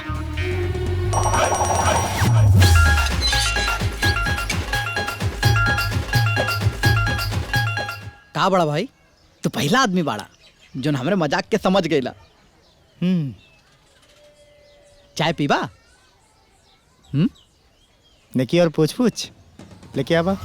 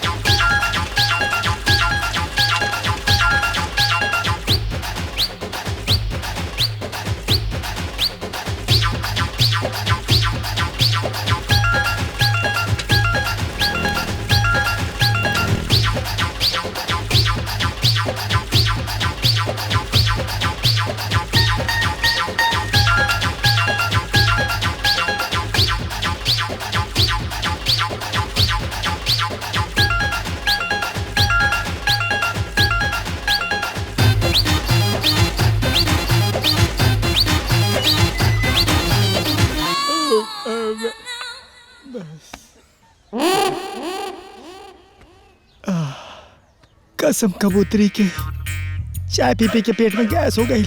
एक तो और पिला ना ना ये कब तक खा गई है? अरे ओ एक काम करता नहीं, हम उनका से अंदर मिल लेता नहीं। राजा ए रुका राजा सुनो सुनो रुका रुका राजा अरे कितना हक बे आई मीन पार्टी कर बे।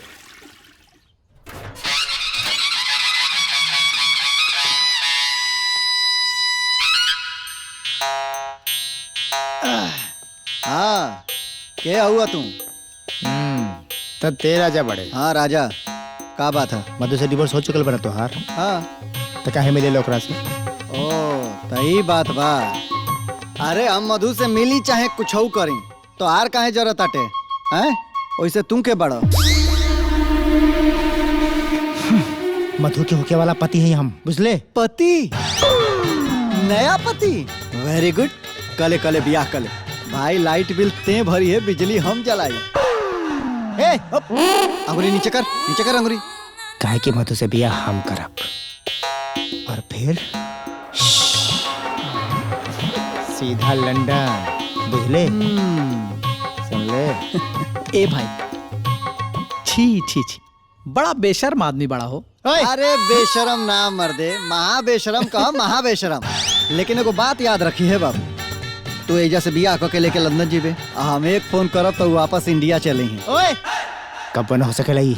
अच्छा हाँ राती के नजारा देखला के बादो ही कहत अड़े कि कबो ना हो सकेला।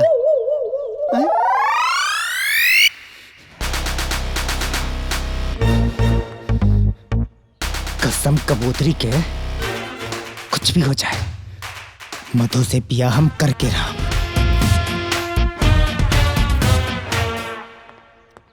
शांति शांति सुन रही हो? शांति कुछ बोलो। What is this? शांति जी, शांति, हम सेठ जी। आवाज आवता, दरवाजा खोला ना। तू ठीक बाड़ू नु? कुछ भइल नहीं खेन हूँ, देखा ना सब लोग तारा करते घबराइल बाटे। रंजीत, पानी गिरे के आवाज आवत था, लेकिन शांति के आवाज नहीं के आवत। वो ठीक तो बाड़ी। हे बजरंगबली, हमरा शांति के सलामत रखिए। हम 16 मंगलवार के व्रत करब। शांति चाची, शांति चाची, अरे दरवाजा खोलो ना, क्या करता रू अंदर? क्या हुआ दीना? अंदर शांति है। वो 1 घंटा से नहा दरवाजा बंद है। दरवाजो नहीं के खोलता नहीं। चल क्या रहा है? उधर राजा हागता, इधर ही नहाती है। अजीब बात बा। What is this? शक्ति बेटा, हमरा बुझाता शांति के कुछ हो ना गए लोग है। तू देर मत करा, दरवाजा तोड़ दो। हम कुछ करते नहीं। तोड़ो दरवाजा तोड़ो। Very good very good very good.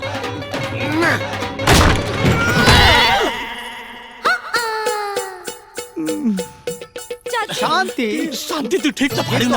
कुछ भाई लेकिन तारा। क्या हुआ चाची?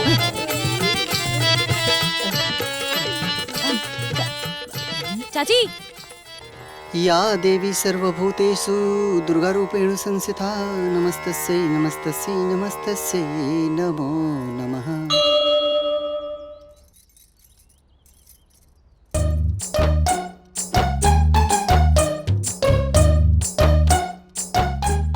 का सेठ जी थोड़ी देर खातिर नहाए का चल गई रउआ सब तो उत्पात नाद देहनी। अरे इतना दरवाजा भड़भड़ौले के का जरूरत रहला? वाह शांति, इतनी देर बाथरूम बंद करके कोई नहाता है क्या? अब सोचो हमारे ऊपर क्या गुजर रही होगी। धक धक हो रहा था। शांति, हमार का हालत भई रहे नु, इ तारा के बतावे के जरूरत बा का? अरे तारा के सलामत देख के तो ऐसा लागता कि हमार दूसरा जन्म हो गई। एक बात बताओ शांति, तू आखिर जवाब काहे ना देत रहलू? अरे सेठ जी आज हमार व्रत बना और हम ये व्रत में एगो नियम के पालन करें। नहा धो के जौले पूजा ना करेनी तौले हम मुझसे बोले नहीं ना। हाँ आज व्रत, आज तो कोनो तीज त्योहार ही नहीं के। अरे दीना हम एकादशी के व्रत। चाची एकादशी तो काले रहल। अब हाँ पूरा सुनल जाला दीना, ओकरे बाद बोलल जाला। अब काल एकादशी रहे थे, एकादशी के व्रत हम कैसे रख सकेनी? आज का बाटे द्वादशी, तो आज जब द्वादशी बाटे तो चतुर्दशी परसों हुई ना। हाँ। तो हम परसों के व्रत आज बानी। परसों के व्रत एडवांस में? हाँ। का बाटे के परसों चतुर्दशी के व्रत तो पूरा दुनिया एक साथ रखी ना। तब भगवान के कर अर्जी सुनी है। हम एडवांस में ऐसे रख ले बानी कि हम अकेले रहो तो हमार अर्जी अच्छे से सुन ली है। छैया छैया। शांति देखो भाई, मैं बहुत दिनों से सोच रहा था कि मैं तुम्हारे साथ मंदिर जाऊं, तो आज अगर तुम फ्री हो तो क्यों ना साथ में मंदिर चला जाए। शांति के साथ ही कहे, घर में और भी तो लोग।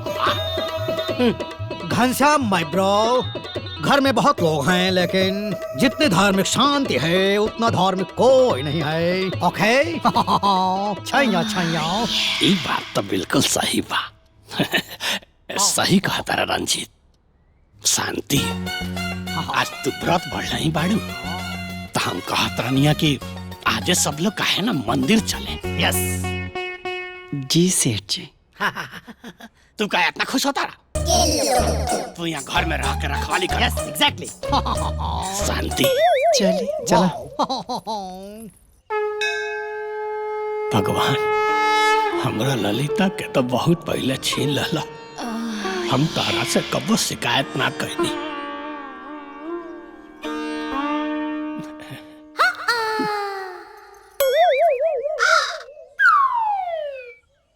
लेकिन अगर शांति हमरा के नाम मिलली तो सोच लिया भगवान जी।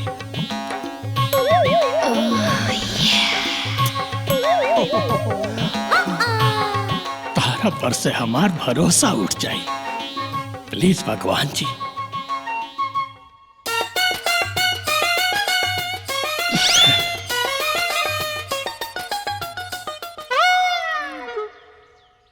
हे भगवान, शांति के हमरा झोली में डाल दो। मधु। हाँ। आई एम सॉरी, वो दिन बहुत गलत सलत बोल दे रही तेरा बारे में। इट्स ओके, पर आगे से ध्यान रखिए। अरे तू बतौलू ना डिसीजन। कौन बात? शादी के बारे में कुछ बताए वाला रहलू ना। हाय का लड़की भी है गुरु। ई का बदतमीजी है? सच कह ले रे, एकरा देख के तो हमारा मुंह में पानी आ गई। Bloody rascal, get lost. वरना कसम कबूतरी का ऐसा पंच मारब ना साला जमीन सूंघा दे तोरा। मरबे ते मरबे। मार मार ना। अरे पापा।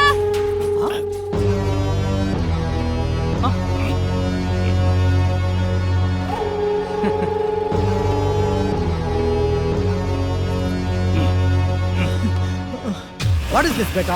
बेटा इधर आ जाओ, ये देहाती लोग हैं, मार मार के छैया छैया कर देंगे। इधर जा। यस पापा, बहुत डेंजरस है। Shut up. दू कोड़ी के बदमाश, तोरे इतना हिम्मत? देम खुसा देना मन पे। ए मार। दीवाना दिलवा हमर बाटे तोह पे आइल हो। हाय देख के तोह के राम कसम बानी पगलाइल हो।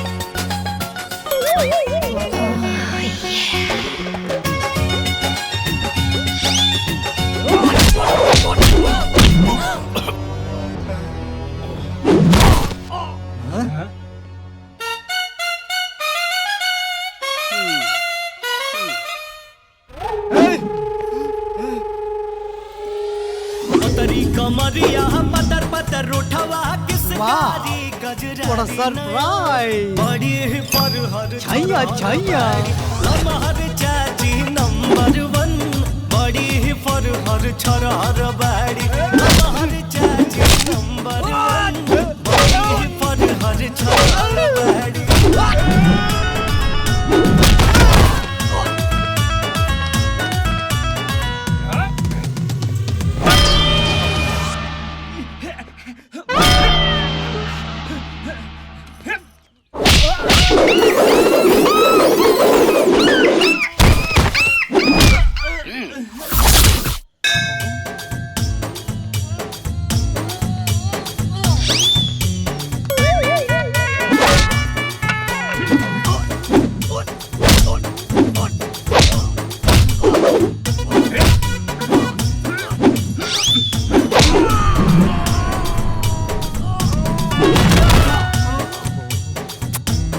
छैया छैया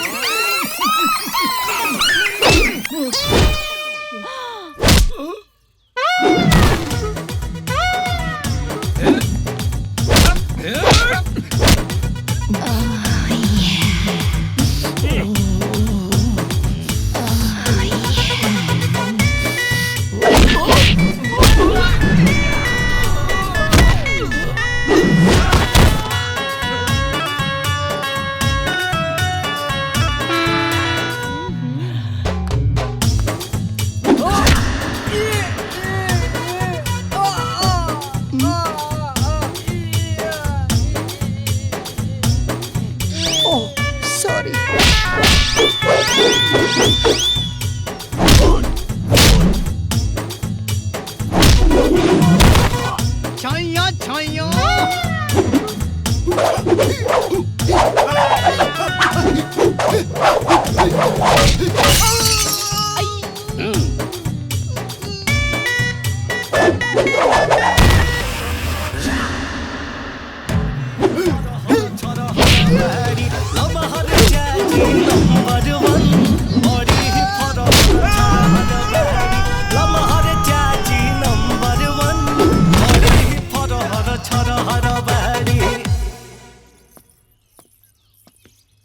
जबरदस्त पिटाई पापा पापा पापा पापा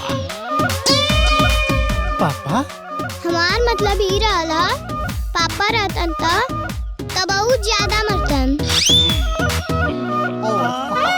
लेकिन चाची बाड़ी त बहुत कम मर लिया yes so sweet Chaiyya Chaiyya अब चलें सभी चलो माय डियर फ्रेंड खाइए खाइए सेठ जी एरा और चाय thank you so much. You're welcome. और ये आपके खातिर गर्मा गर्म कॉफी। माय गॉड तुमको कैसे पता कि मुझे कॉफी ही पसंद है? पता चल जाला सब दिल के बात बाटी। अब हाँ वैसे आपके कॉफी में चीनी बहुत थोड़ा सा डलले बानी आपके शुगर बना यही से। वाह ये तुम्हें कैसे पता कि मुझे शुगर भी है?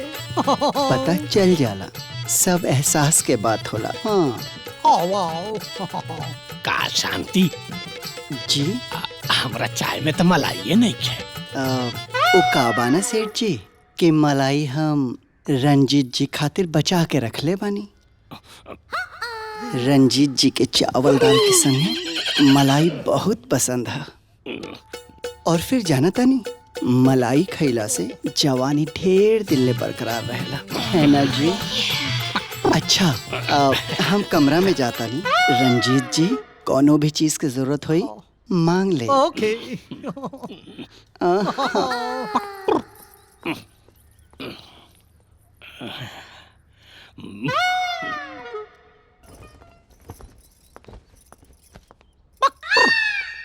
ये सब का चल रहा बा? का बात बाटे हमार सेठ जी बड़ा गुस्सा में नजर आवत तानी। तू एक नंबर के चलबाज औरत बाड़ू। हाँ कहीं रंजीतवा तारा के लंदन ले जाए के सपना तो ना देखा दो बस। हाय दैया, ये कैसन बात करत तानी? हम बिल्कुल सही कह रहा हूँ। फिर तू ओकरा कितना रिस्पेक्ट काहे दे रहल बाड़ू?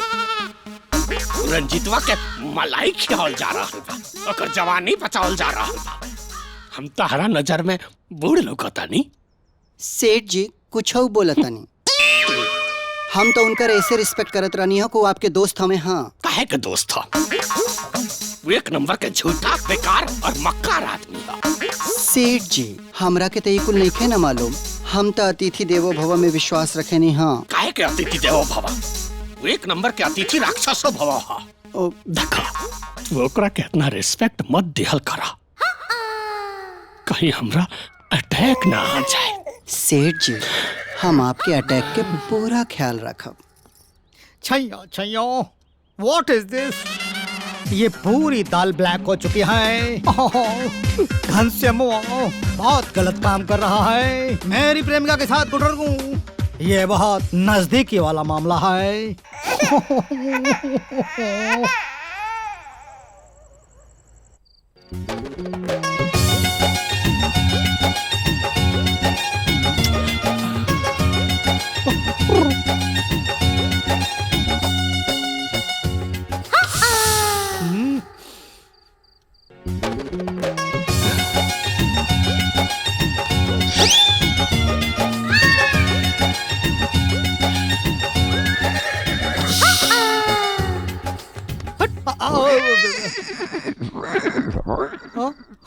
माय ब्रो, माय ब्रदर घनश्याम। एक्चुअली मैं देखना चाह रहा था कि मेरा दोस्त सो रहा है कि जग रहा है। Good night bro. Good night, good night.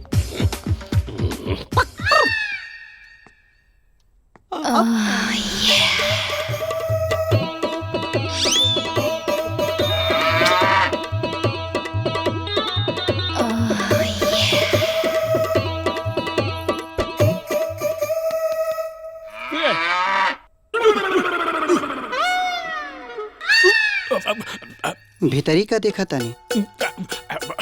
कुछ ना देखे आ रही कि तू जागल बाड़ू की सूत गई। हमरा के तो कुछ और ही बुझाता था। कहीं आप हमरे चरित्र पे शक तो नहीं करे सेठ जी? हमके तो लागत अटे कि रउआ हमरा के और रंजीत जी के सोचता नहीं कि हमनी के कुछ गलत। हाय राम हाय। सेठ जी हमरा के रउआ से ही उम्मीद आ रहा कि रउआ हमरा के इतना गिरल मेहरारू। ना ना ना ना ना ना ना शांति ना, तू गलत समझ रहा बाड़ू। हम ऐसा बिल्कुल ना सोचत रानी। हम सपना में भी नहीं सोच सकत ऐसा। सच सच, बिल्कुल सच। अरे एक बार तो हम अपने चरित्र पर शक कर सकता नहीं, लेकिन तहरा पर ना। So sweet. अच्छा तब हम जाता नहीं सुते। गुड वाला नाइट। Good night.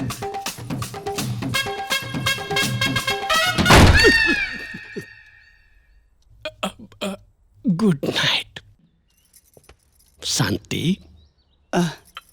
सेठ जी आंख बंद करके हाथ आगे करा। हाय दैया, वो कहे के? प्लीज। ओके।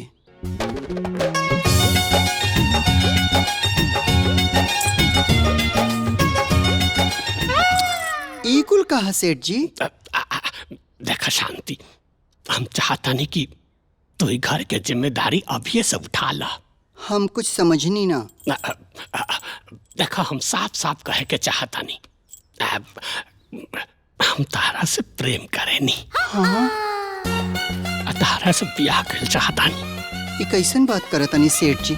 लोग जमाना का कहे। शांति, लोग के जमाना के जौन कहे के बा कहे था, उससे भी सच्चा प्यार करे वाला जमाना के परवाह ना करेला। हमारा तहार ब्याह हो के रही। केकर शादी के बात कर रहल बड़ा पापा? अभी हम ब्याह खाते तैयार नहीं की। मत रहा, वैसे भी तहार ब्याह के बात नहीं हो। हम अपन शांति के ब्याह के बात करता नहीं। ई उम्र में शादी पापा? कैसन बात करता नहीं रहुआ? का उम्र? अभी तो हम 50 में प्रवेश कैले बानी। देखा पापा, हम ही शादी ना होके दे। कान खोल के सुन ला मत। केहू के रोकला से अभी बियाह ना रुकी। हमारा शांति के बियाह होके रही। और कान खोल के तू भी सुन ला पापा, हम ही बियाह ना होके दे तो ना होके दे। चुप करा। तू कहू हमार जिंदगी में दखल देवे वाला। अपन घर तक तूरिए दहल। अब हमारो घर नहीं क्यों तू बसे दे। एगो बात कान खोल के सुन ला।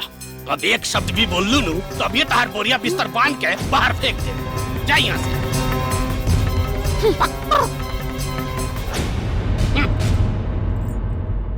शांति, हम पंडित जी से बोल के ब्याह के दिन उतरवावता नहीं। Thank you.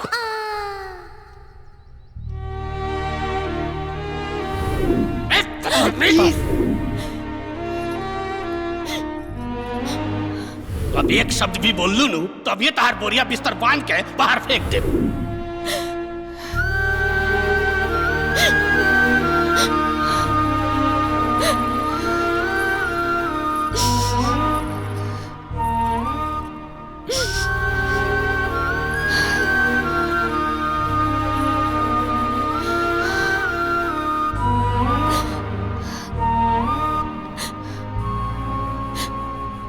मालकिन, कसम से बतावतानी हमके बिल्कुल भी पता ना रहा कि सेठ जी शादी के सपना कब से सजा के बैठल बानी। हम तो जब से सुनले बानी खुद बहुत हैरान बानी। हाँ, हम क्या अब हमारे पापा से कोनो मतलब नहीं के चाची। वो चाहे तरह से शादी करे या खून पिए वाली चुड़ैल से, हमके कोनो फर्क नहीं के पड़ा। हम तो बस अपना राजा की याद कर रहल बानी। करहु के चाहिए। अरे ठरकी बुढ़ा के का भरोसा बाटे। अब हमार मतलब बटे सेठ जी के का भरोसा बा। का पता कब कौने मेहरारू पर दिला जाओ और ले आके घर में बैठा दे और आपके धक्का मार के रोड पर निकाल दे। तो सर छुपावे खातिर राजा की जरूरत तो पड़बे करी ना। शट अप चाची। तू का हमरा के इतना गिरल समझत बाड़ू कि हम बस अपना फायदा खातिर राजा के याद करब। सॉरी, हम कुछ समझनी ना। हम राजा के तलाक देके बहुत बड़ गलती कर देनी चाची। अरे ऐसा काहे कहत अड़ू तू ही तो कहत रहलू कि रजवा तो के गरिया वेला मारेला। ऐसा लड़का तो सच में कुत्ता और कमीना होना साहब। राजा की गाली मत दा। वो पति पत्नी के बीच होके वाला आम झगड़ा रहे। ऐसा झगड़ा तो पति पत्नी के बीच में रोज होला और रोज सुलझ भी जाला।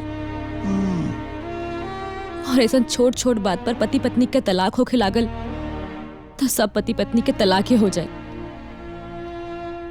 सच तो ई बा चाची कि भले राजा हमसे लड़ाई झगड़ा करत रहलन, लेकिन हर बार उन्हें हमके मनावत रहलन।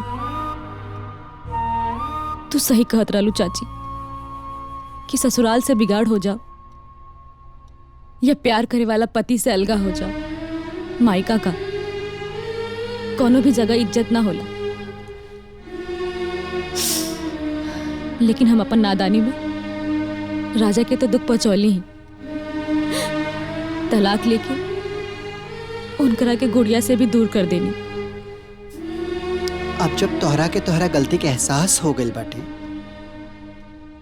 और राजा से प्यार भी करेलू तो कल करवा चौथ हवे। करवा चौथ के व्रत कहला। का पता व्रत के पुण्य प्रताप से राजा तोहरा के मिल जाओ। चाची, का करवा चौथ में इतना ताकत होला? अरे बहुत ताकत होला। सावित्री अपना सती व्रत से पति के प्राण जीत ले रही यमराज से। तू तो सिर्फ राजा के जीते जाता डू। ठीक बा, तो हम ये व्रत जरूर रखब।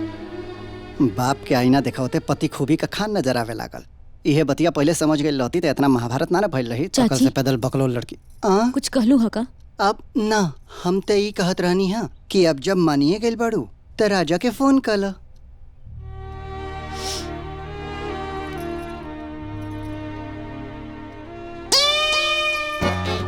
अब हम का कहत रहनी है, अब इतना लंबा दिन से झगड़ा चलत अटे तो तुरंत फोन कैला के का जरूरत बाटे। तनी सोच ला, विचार ला, फिर फोन करिया। हाँ ठीक, हम चलत आनी। थैंक यू चाची। हाँ, यू आर वेलकम।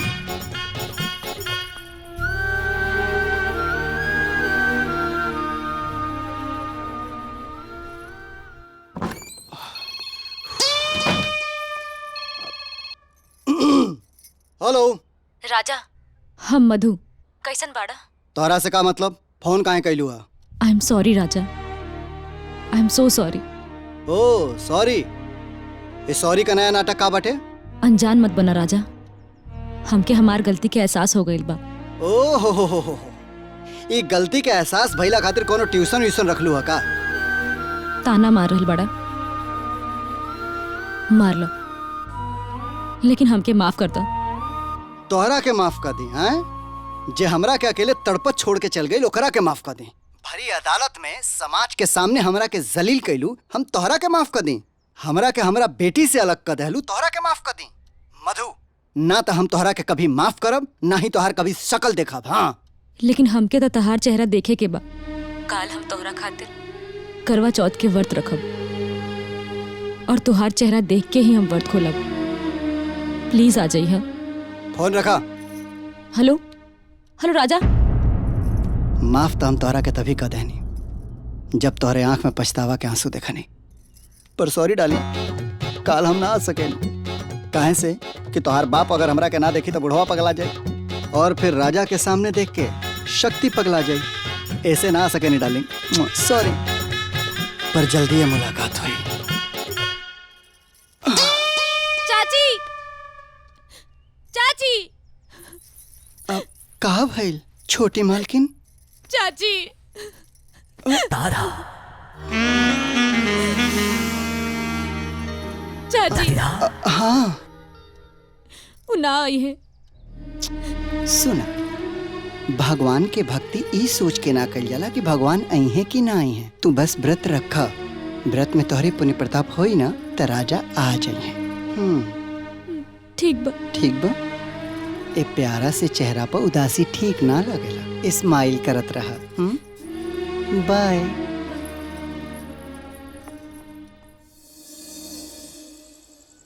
चाची, हम तो उनकरा के देखे के चाहत रहनी है, तू काहे आइलू है? अरे हम तो ऐसे आई नहीं कि तू अपना पति के देख सका। का मतलब? 1 मिनट, ये देखा। लेकिन ये फोटो तोरा के कहाँ से मिलल है? ये फोटो हमरा के हमनी के बेटी दहला से है। अब हमार मतलब रहला तोहार बेटी हमरा के दहला से है।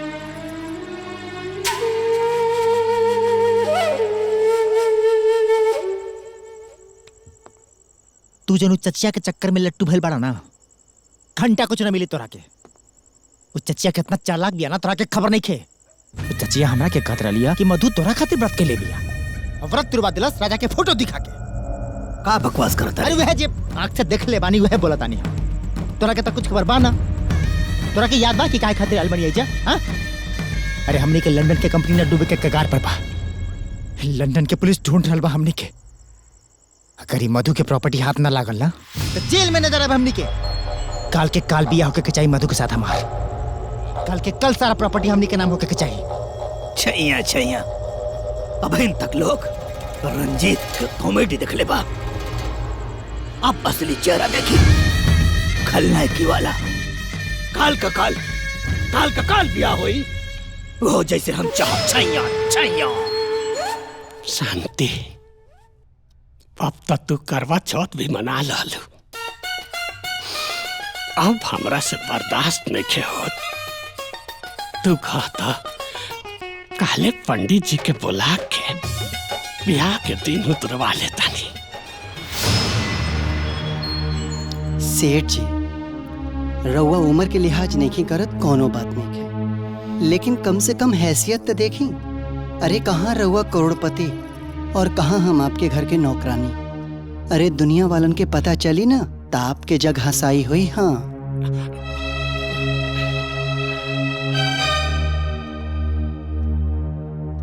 शांति, सच्चा प्यार न हैसियत ना देखेला।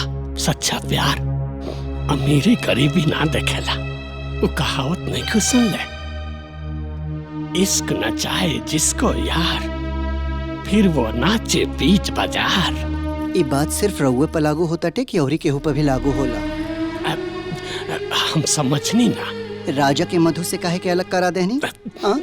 राजा भी तो मधु से सच्चा प्यार करत रहे, खाली ओकरा अंदर इतने कमी रहे ना कि वो रौरी हैसियत के ना रहे, रौरी जितना अमीर ना रहे। हाँ, झूठा बदतमीज भी रहे। झूठ झूठ झूठ, रउआ झूठ बोलता नहीं। मधु हमरा के सब बता दिल बड़ी।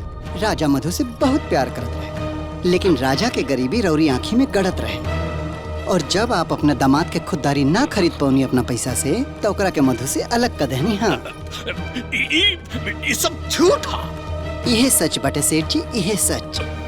एगो गरीब और खुददार दामाद आपके पसंद ना रहे, लेकिन एगो गरीब नौकरानी के प्यार में पड़ के रहुआ बीच बाजार में नाचे के तैयार बानी, कोनो कीमत पर ओकरा से शादी करे के तैयार बानी। आए यह बाटे आपके सोच, यह बाटे आपके न्याय। शांति, राजा से तार का मतलब? हमरा तारा बीच में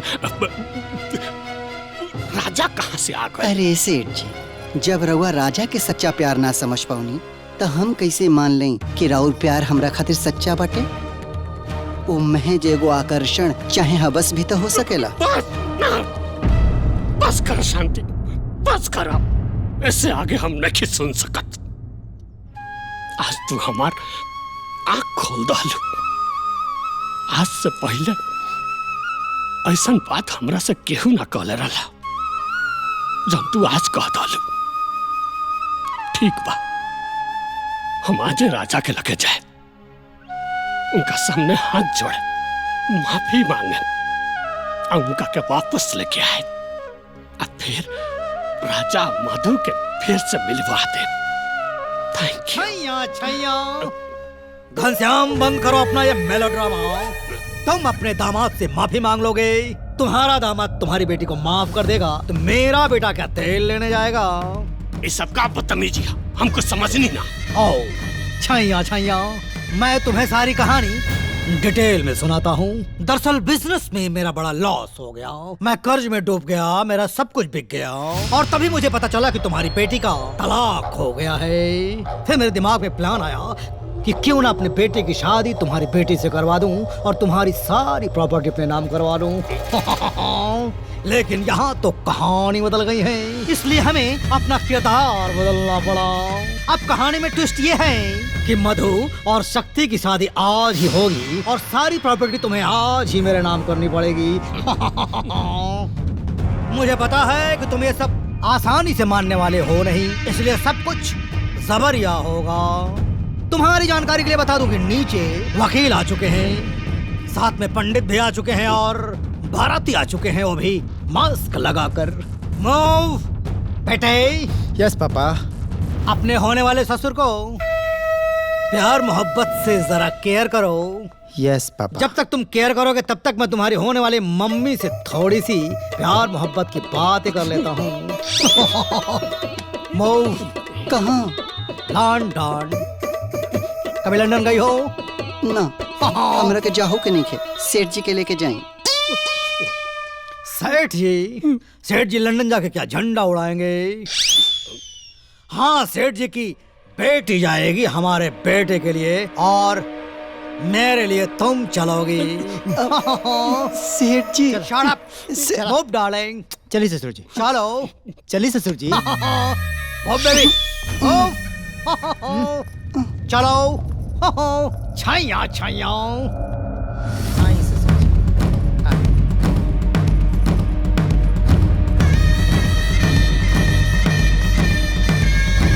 बेटी। पापा। हेलो। छैया छैया, नो मोर ड्रामा। बाहर पंडित इंतजार कर रहा है। मुझे तुम्हारी बेटी से अपने बेटे की शादी करवानी है, फिर सारी प्रॉपर्टी तुमसे लिखवानी है, और जरा सा भी नाटक किए ना तो सबसे पहले तुम्हारी नतनी को गोली मारूंगा, उसके बाद तुमको भी मारूंगा, लेकिन प्रॉपर्टी लिखवाने के बाद। छैया छैया। Baby move. पापा जी। मूव। अबे चाची को स्ट्रांगली पकड़ के रखो, इसके हाथ पैर बहुत चलते हैं। ऐसे खड़ा खड़ा मुंह का देखा था, कुछ करा ना। अरे पगली, हम तोर बाप हई, कोनो फिल्म के हीरो थोड़े ना हई। अच्छा, मंदिर में काहे कूद मारा रहला? अरे बिटिया, मंदिर पर कोनो के लगे हथियार ना रहे, यहाँ सगनी के लगे हथियार बाटे और बंदूक बाटे, हम कुछ ना कर पाए। ना करबा? ना करबा? ना। तो ठीक बा, हम सबके बता देते नहीं कि तुम्हारे पापा हुआ। चल बैठ। तोरा से बियाह करके तोरा के लंदन ले जाके बा। हमके शादी वादी नहीं करे के। ज्यादा नानुकुर मत कर, ना तो तोरा बेटी के ना उड़ा दे।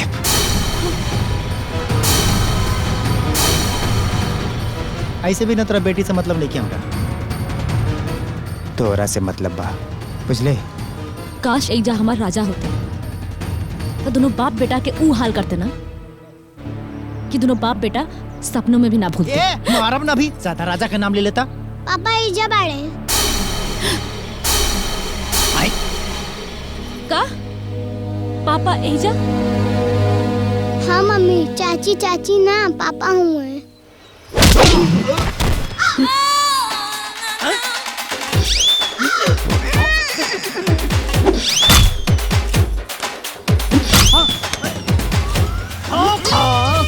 देख क्या रहा है, पकड़ लो, मारो इसको।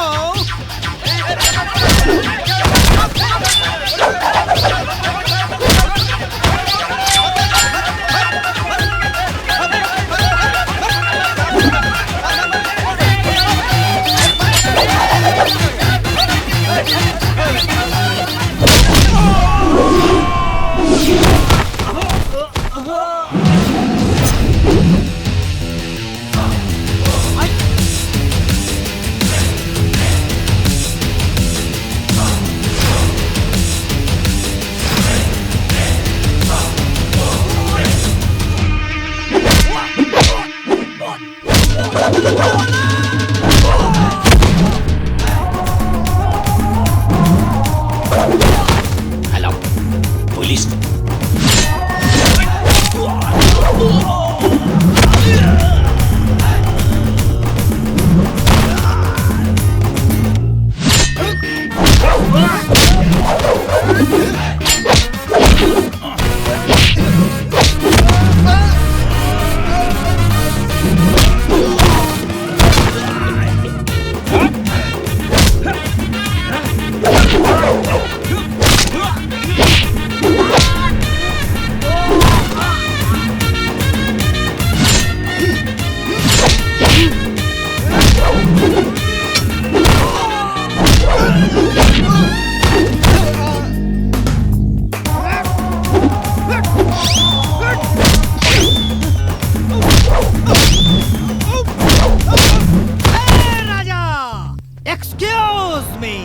क्रिमिनल है तुमने बुढ़ापे में मेरा दिल तोड़ा है, तुमको छोड़ूंगा नहीं, तुम्हारा थोड़ा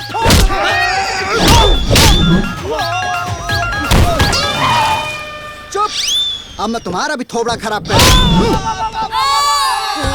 रुको, सब शांति से खड़ा रहो। अरे इंस्पेक्टर साहब आप? हाँ, सेठ जी फोन के लिए डालन। हवलदार ये लोगों को उठा के गाड़ी में डालो। छैया छैया छैया छैया छैया छैया।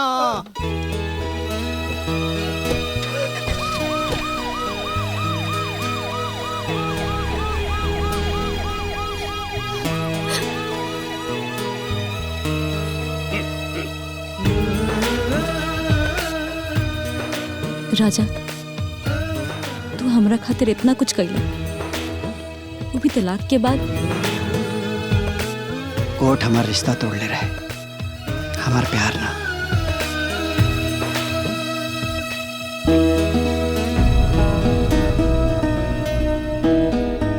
पापा, इतना दिन से हमरा के राजवा बेवकूफ बनावत रहे।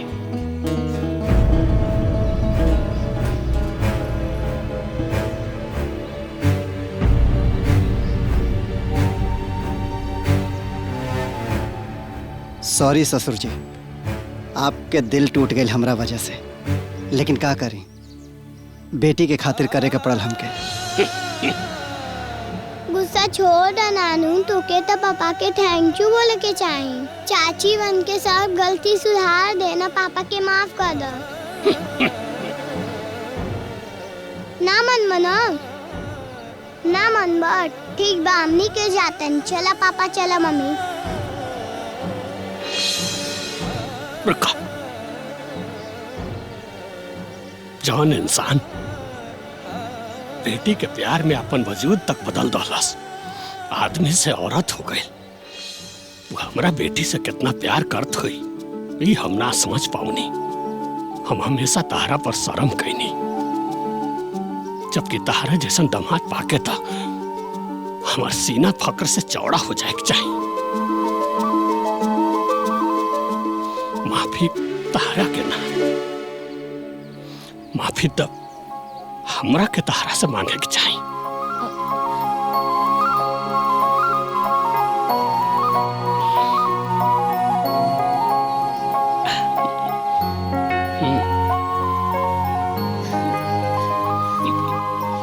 गुड़िया नानू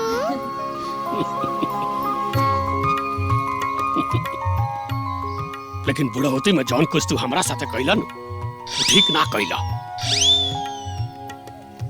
का हो ठीक कहता नी नु? आपन पसंदीदा फिल्म देखे खातिर डाउनलोड करी दंगल प्ले ऐप।